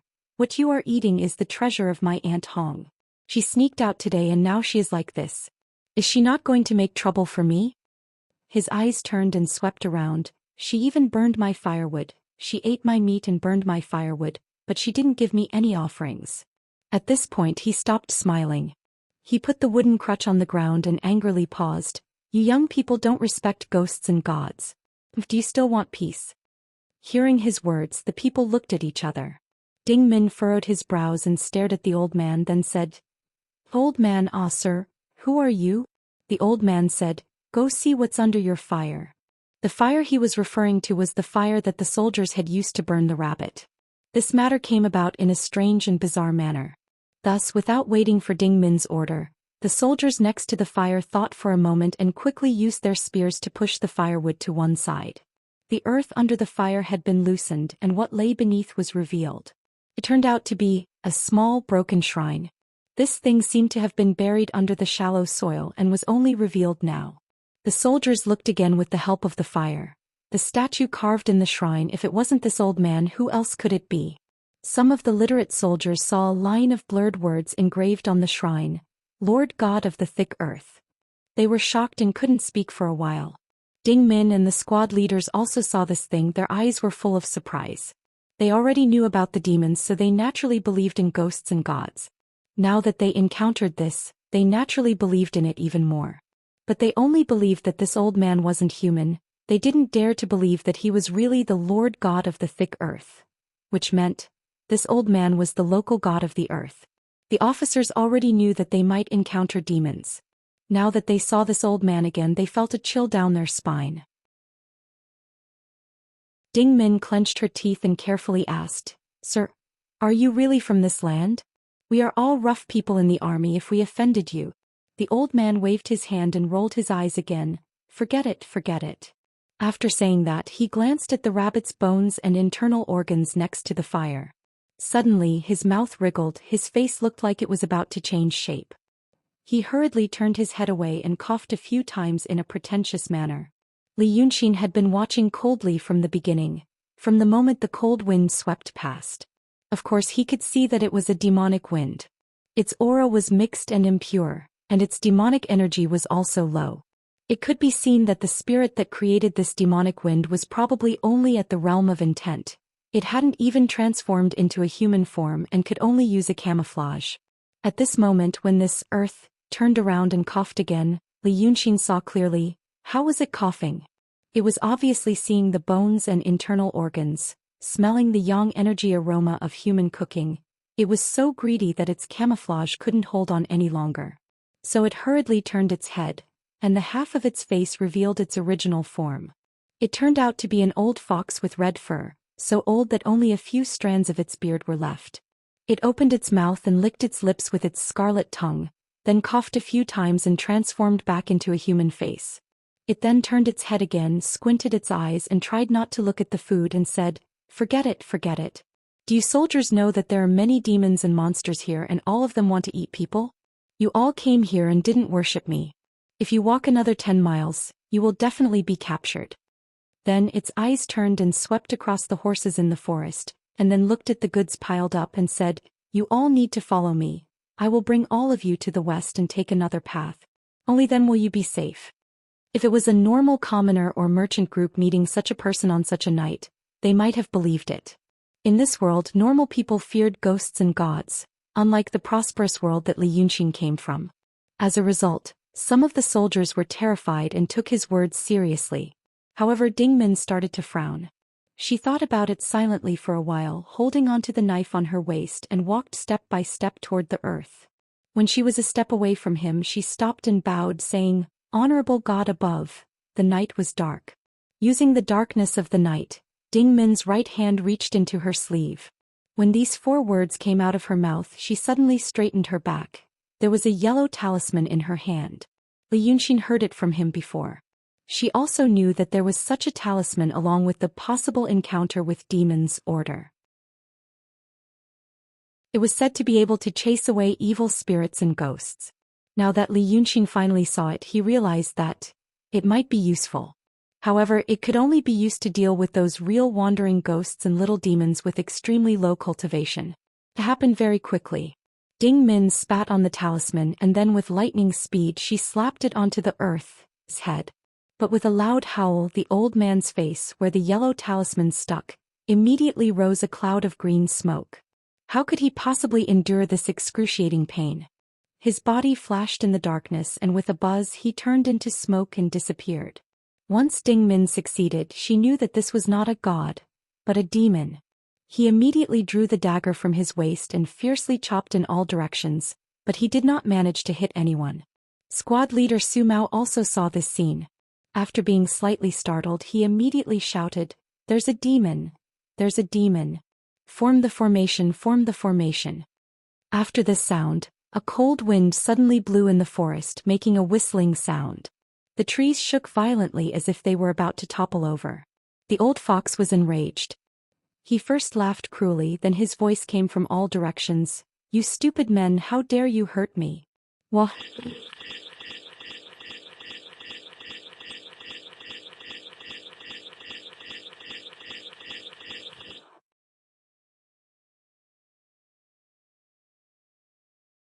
Chapter 378. When the demon revealed its true face, everyone was shocked. Su Mao said it was a demon, but how was it behaving like a human? Although this small group of soldiers were trained daily and had gone up the mountain to kill bandits, they couldn't help but feel afraid at this time. They were fighting humans before. But now they couldn't even see a shadow. They could only hear strange laughter and the bone-chilling wind around them. Where could they find the enemy? Thus, this group took a full 15 minutes to reorganize. However, at this time they found that the 4 scouts on the periphery were gone. There were originally 2 open sentries and 2 hidden sentries. However, the 4 of them had disappeared without a trace, as if they had been abducted by some demon using a spell. Thus, there was a faint smell of blood in the air. Maybe it was the blood of the 4 scouts. Those who were able to be scouts were definitely quick-witted and agile. They were the elites of the team. Now that even such elites couldn't escape, everyone was even more frightened. But Ding Min used a talisman to break the illusion of the demon, and he felt much more at ease. He was an old soldier who had guarded the border and had conflicts with the border troops of the Yuan Yi countries. He was someone who had seen blood. Thus, he knew that this demon wasn't as powerful as the legends said. It was most likely a demon that had transformed into a human. There were many rumors about demons in the wilderness at the border. It was said that this kind of demon didn't have a high cultivation level and mostly used tricks to confuse people and then trap them to death. But right now, his group of dozens of people were all men with strong young energy. Why should they be afraid of it? Thus he shouted, "We are the military reserve of the Daqing state. What we are doing is following the will of the heavens. And all of us are good men. Evil can never defeat good, so why should we be afraid of it? Don't you see that it only dares to bluff and doesn't dare to rush over?" Yen Air. The Yen Air he was shouting at was an archer who was killed by Su Mao's fire. All 10 of them used longbows and each of them had the ability to shoot from both sides. This Yen Air was born in a hunter's family, but he had white skin and was good at shooting arrows. He was a disciple taught by Su Mao after he entered the army, so people jokingly called him the prodigal Yen Air. Yen Air was originally protecting Su Mao. Hearing that he was called, he immediately puffed out his chest and said, "Here." Ding Min heard that he was full of energy and was not afraid, so she praised him in her heart. Then he said, "All of you listen to my instructions. Shoot where I point." Just as he finished speaking, a fishy wind suddenly blew from the west side of the forest. Ding Min glared at them and shouted, "Fire!" 10 archers immediately knocked their arrows and shot over. After a series of whistling sounds that sounded like a torrential rain, a few howls suddenly rang out from the forest. These howls did not belong to humans, but to wild beasts and domestic dogs that had been injured. Hearing this sound, the soldiers were slightly relieved. Since it could be injured by bows and arrows, it must not be some extraordinary thing. When it came to sabers, horses, bows and arrows, there was no one better than them in this world. As a result, Ding Min shouted again, "Saber and shield bearers, go and drag him back for me to see." Immediately, another 5 saber and shield bearers came out. They lowered their bodies and held their shields in front of them. Another 5 bearers with spears followed behind them and pushed them into the forest on the west side. At this time the chilly wind had weakened a lot, but the fishy smell was getting stronger. In the forest, the old man from before was cursing again. It was nothing more than something like, "If you dare to hurt my children and grandchildren, I will make you die a horrible death." But now the people were not very afraid anymore. They just thought that he was bluffing. After a while, the saber and shield bearers and spear bearers who went into the forest came back. They were dragging 3 bloodied creatures that were still whimpering and struggling. Everyone looked at them carefully. They were 3 old foxes. Ordinary foxes were slightly smaller than domestic dogs. But these 3 old foxes were the size of calves. Their whiskers were like steel needles. The 4 scouts from before were no longer breathing. They were probably ambushed and had their throats bitten off. But now these soldiers were armed and vigilant. The longbows used in the army were far more powerful than ordinary hunting bows. Even if these 3 old foxes had thick skin and great strength, they still couldn't handle 10 archers who had been trained for many years. One of them was pierced through the head and died on the spot. The other 2 were wounded in the waist and abdomen. They also didn't have any strength left. Ding Min pulled out his saber and stepped on the head of one of the foxes. The fox was in pain and struggled on its deathbed. He bit the back of his foot. But the fox was already on the verge of death and didn't have any strength left. Ding Min's army boots were also embedded with thin iron plates, so he wasn't afraid of it biting. He kicked its mouth open and stabbed the knife into its eye socket, stirring it a little. The old fox immediately stopped breathing. The soldiers cheered loudly. Their morale was boosted. Ding Min let another old fox out. He pointed his bloody saber at it and shouted, "Chop it up for me. Avenge our dead brothers." The soldiers cheered loudly. They pulled out their sabers and rushed forward. In an instant the old fox was chopped into meat paste. At this point no one was afraid of the chilly wind in the forest anymore. The old monster was chattering non-stop, but the soldiers were also shouting and cursing. They hit their sabers and shields, inviting the enemy to fight. Ding Min saw that the time was right and shouted, "The road to Tongtian Swamp is dangerous. It's hard to avoid encountering this kind of monster. But look carefully now. What kind of monster is afraid of the heavenly Tao? We have sabers, horses, bows and arrows in our hands. Even if the monster king comes, we'll kill him on sight." The soldiers cheered again. But although Ding Min said that, he didn't underestimate the enemy. He told them to gather together and didn't take the initiative to attack. After a short stalemate, pairs of green eyes appeared in the darkness of the forest. They were the eyes of a ferocious beast. There were more than 10 of them. They kept moving back and forth as if they were looking for an opportunity. These were probably the descendants that the old fox had ordered. Ding Min stared at them. When she saw that they were a little denser, she immediately ordered the archers to shoot. But the foxes were smart and dodged quickly. After 4 rounds of shooting, only 1 was killed and 1 was injured. So Ding Min ordered the sabers and shields to guard the periphery and gave Su Mao a look. The 2 of them had been friends for many years and understood each other's intentions. Seeing the look in his eyes, he immediately raised his voice and asked Yan Er, "How many arrows are left?" Yan Er and a few archers checked. Just as he was about to say something, he saw Su Mao's look again.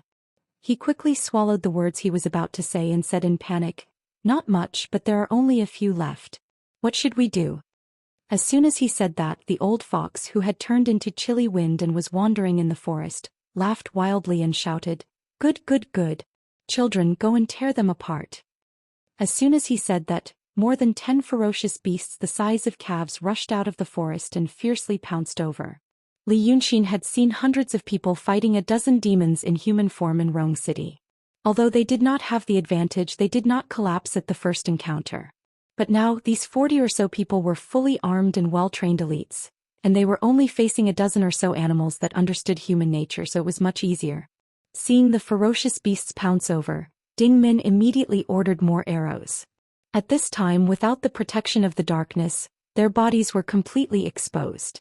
Yan Er and the other archers showed their best skills. A series of arrows were shot out like a storm. The arrows pierced through the eyes of the beasts and 3 of them were instantly taken down. The remaining beasts saw that the situation was not good and turned to pounce from the side. In the end, they were greeted by another rain of arrows and another 2 or 3 beasts fell. The remaining beasts finally broke through to the front of the formation. However, the shields used by the Qing Kingdom's armed forces were tower shields that were half the height of a person. They poked and stood on the ground, immediately forming a solid wall. When the ferocious beasts pounced, a row of spears suddenly poked out from behind the shield wall and immediately pierced through the hearts of the beasts. In less than a quarter of an hour, like a storm, the dozen beasts were completely slaughtered, but they were not injured at all. The old fox demon also seemed to be stunned. He floated in the forest for a long time without saying anything. Of course, he had never seen this kind of formation. The power of the Yi kingdom could not compare to that of the Qing kingdom, and the monarch was not a talented and bold monarch. Although the Qing emperor could not be said to be a rare hero, he was still better than the Yi kingdom. Additionally, the Qing kingdom was rich and the armed forces were well equipped and well trained. The old fox demon had lived in the forest for many years. Although his reputation was impressive, he usually only saw merchants and bandits. He had never seen the killing methods of professional soldiers. Thus, at this moment, seeing his children and grandchildren all slaughtered, the viciousness in his heart was finally aroused. It was not that he did not have other methods. He just did not want to use them. He had originally been a wild fox who had achieved enlightenment and cultivated his intelligence. He pretended to be mysterious and displayed his magical powers nearby. In the end, he tricked the ignorant mountain people into giving him a position as a god of the land. Then he enjoyed some scattered incense and spent hundreds of years before he was able to take human form.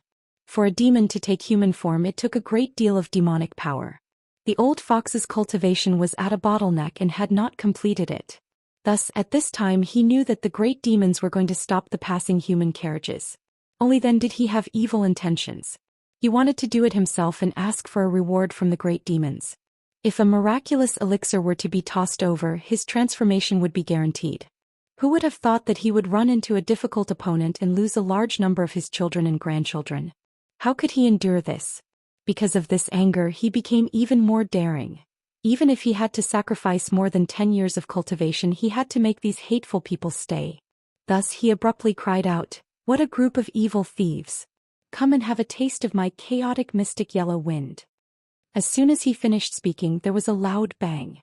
No one knew what kind of magical power he had used, but suddenly, a gust of dark green ghostly aura surged out from the forest and rushed towards the soldiers. This ghostly aura was really scary. When people saw it, their eyes would immediately tear up. Once they breathed it in, they would immediately feel dizzy, as if their mouth and nose were on fire.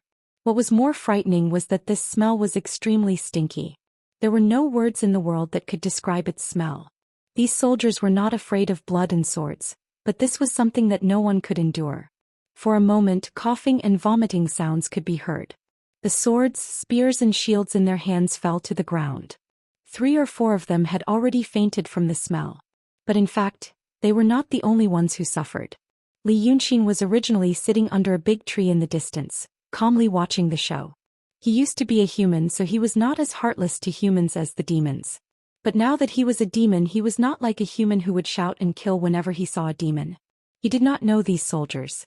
He originally wanted to wait for them to be surrounded by the demons and some of them to die before he acted. What could be more trustworthy than saving someone's life? But who would have thought that while he was sitting there peacefully, that old demon fox would fly into a rage out of humiliation and suddenly make a chaotic mystic yellow wind. This was not some dog fart, chaotic mystic yellow wind. It was clearly that old fox's old fart. Thinking about the days that he, Li Yunxin, had roamed the Jianghu, everyone admired his good name and gave him the nickname Jade-Faced Little Silver Dragon. When had he ever heard anyone's fart? He was instantly enraged, even more enraged than that old fox. He held his breath and jumped up from under the tree. As he cursed, he walked towards the camp. At this time, that old demon fox saw that his chaotic mystic yellow wind was finally effective. Those soldiers were all lying on the ground. He gritted his teeth and laughed loudly as he reappeared. Leaning on his wooden crutch, he walked over quickly like the wind. He looked at the soldiers one by one and cursed, "What a group of evil thieves! How many of my descendants have you killed? Today I will hang all of you on a tree to dry. I will let you suffer for 49 days. As he cursed, he suddenly saw Ding Min, who was lying on the ground, widen his eyes. His face was twisted as he looked behind him. This place was still covered by his chaotic mystic yellow wind. The clouds and fog made it difficult for him to see clearly. When the old demon fox saw Ding Min's expression, he leaned forward and pretended to use his hand to dig out his eyes. "I'll let you see. I'll first eat your 2 crystal pills." As soon as he finished speaking, he suddenly heard someone behind him curse loudly, "You crazy bastard! You dare to let me smell your fart?" This shout startled the old fox. Before Ding Min could figure out where this person came from and when did he appear behind her, the young man in white robes behind her had already raised his hand and slapped the back of her head. This slap made a bang sound. The old demon fox, who had been proud of himself for half an incense stick's time, didn't even have time to see who was behind him.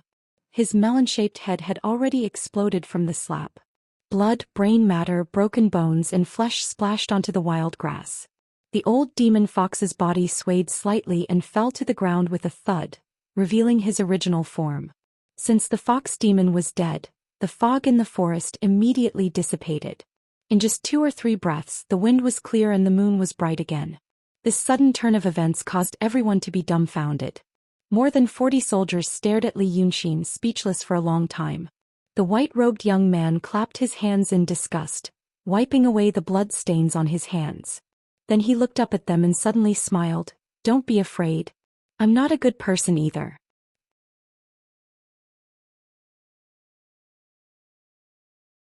Chapter 379.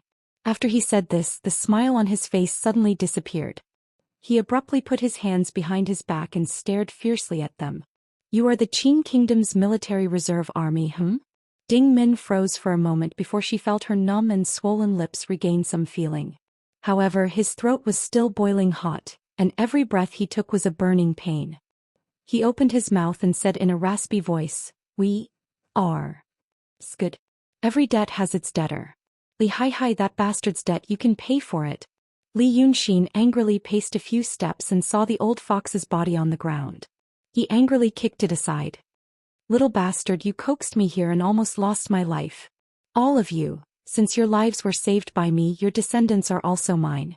From today onwards until I see that cloud mountain, you will not leave my side and protect me."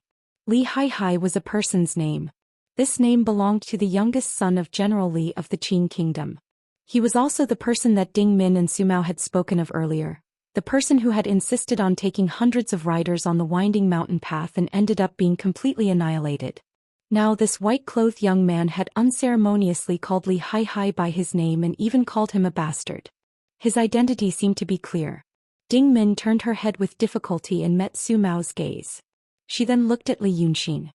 Sir, it escaped from the tiger guards?" Li Yunxin's eyebrows shot up. "What tiger guards? There's no need to test me. Let me tell you, it was the subjugation army that went into Redstone Gorge with that bastard Li Hai. The general's surname was Shui and there was some commander. That group of idiots, they told me to protect him on the way to Cloud Mountain. On the way they could go sightseeing and have their daily needs taken care of. In the end they had to go into the gorge. They were all eaten by a group of demons and monsters. Previously only the 6 officers knew of this news. The soldiers did not know. Now that Li Yunxin had said it all in one breath, the soldiers lying on the ground were all stunned. Thousands of soldiers were eaten by demons and ghosts. But at this moment he didn't think it was nonsense anymore. Weren't their group also defeated by the fox demon? Ding Min blinked for a long time before she struggled to prop herself up. Daoist General Shui and Deputy Commander Lu are really dead, all dead. Those who managed to escape did not have much chance of survival.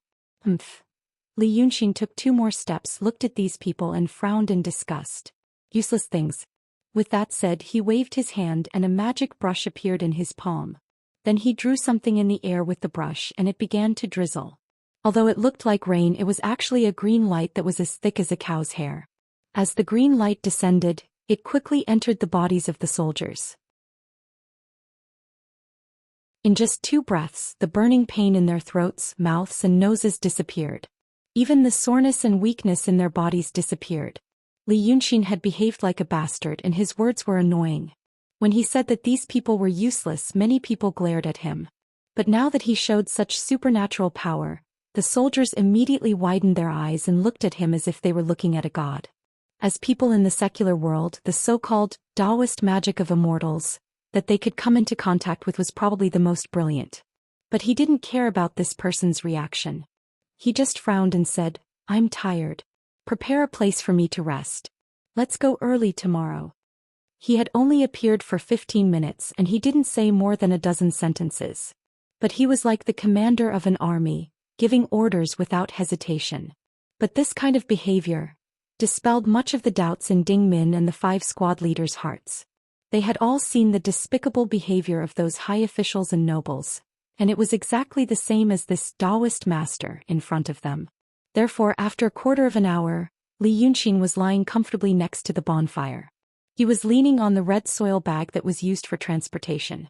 On top of it was a layer of winter quilt, which was used by the army to keep out the wind and was somewhat comfortable. He closed his eyes slightly, pretending to meditate and regulate his breath.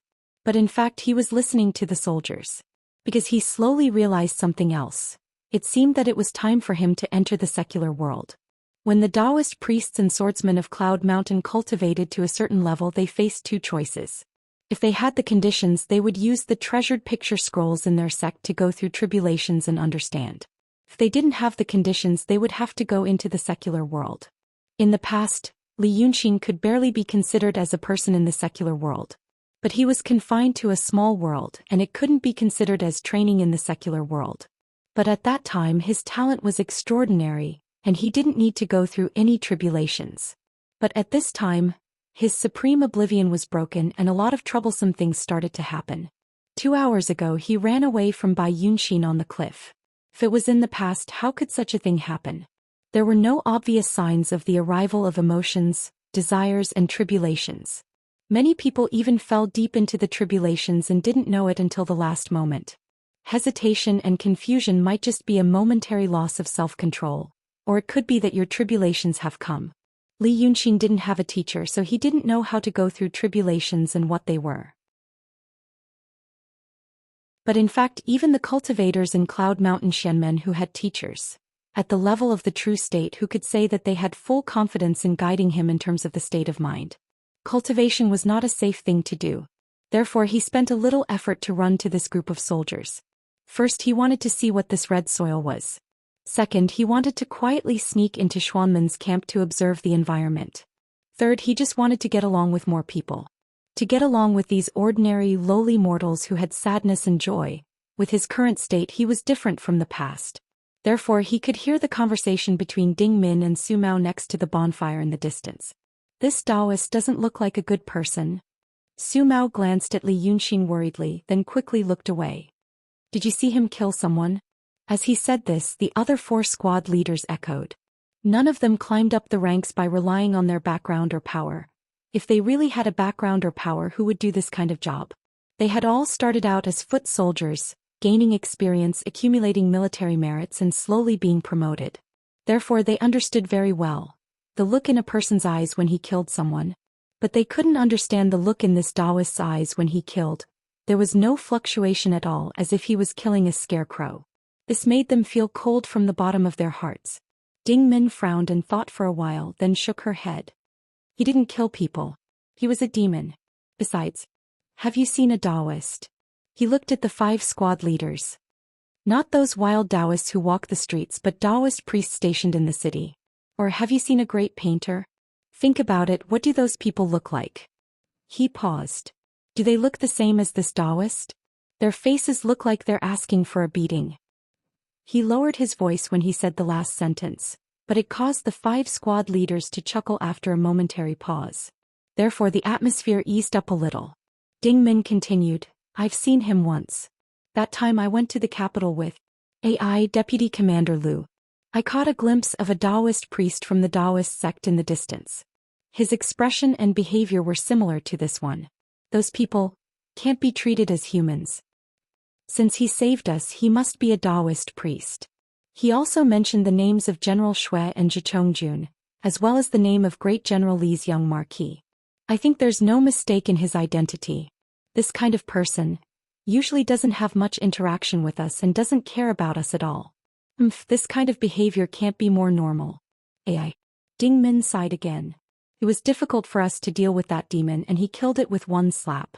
Since our brothers know about the demon, they must be afraid. We don't know what else we'll encounter in the next few days. In my opinion, we should endure him for a few days and coax him to travel with us. Once we leave the mountains and see the army, he'll naturally leave and we'll be able to preserve our lives. With his ability, if he really wanted to harm us, why would he need to go through so much trouble? Ding Min's words were reasonable and slowly dispelled the last shred of doubt in the 5 squad leaders' hearts. Compared to them, Ding Min could be considered someone who had seen much of the world. He had accompanied Deputy Commander Lu to the capital. Since he said this, the matter was probably as he had said. Only then did they disperse and pacify the soldiers. Ding Min thought for a while, then quietly walked to the side of Li Yunxin's bed, and stood there quietly for a while. Li Yunxin's eyes were closed the entire time, and he looked like he was dozing off. He didn't pay any attention to him. After a quarter of an hour, Ding Min was finally about to leave. However, he heard Li Yunxin say lazily, if you have something to say, say it. Do you want to see through this old Taoist? Ding Min took a step forward, took out the water pouch from his waist, held it with both hands and carefully handed it to Li Yunxin.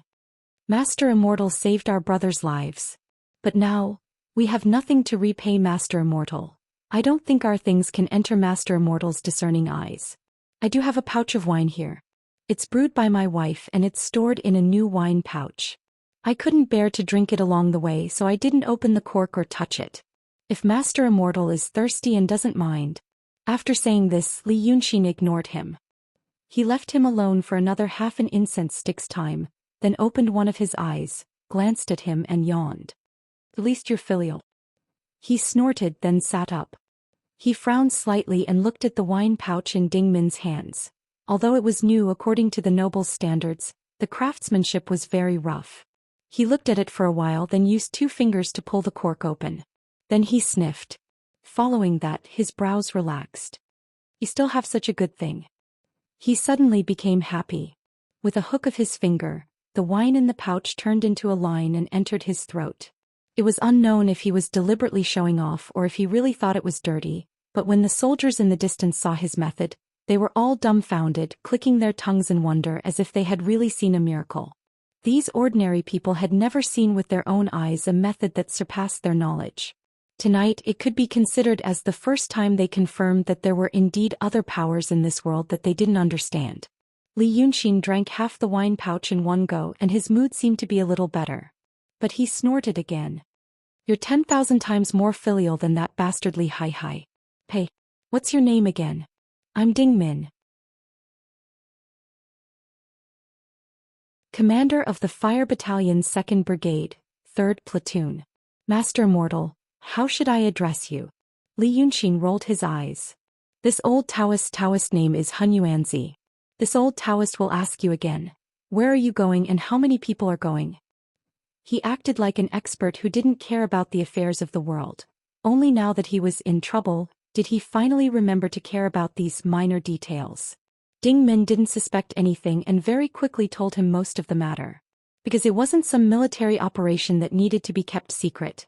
The whole world knew about the transportation of red soil to Tongtian Swamp. The only difference was where it was delivered and where the various armies were assembled. And when Li Yunxin asked this question, he realized, oh my, this was serious. He had previously thought that the human imperial court didn't send an army to escort the transportation, probably because the human emperors didn't really want to put in effort. But after hearing Ding Min's words, he realized that he was completely wrong. It wasn't that they didn't put in effort. According to what he said, these days, there were already many small troops like them passing through this endless mountain range. In 10 to 10 days, there were already nearly 30,000 troops passing through. You're tuning in to the Zhou Xian's Legacy YouTube channel.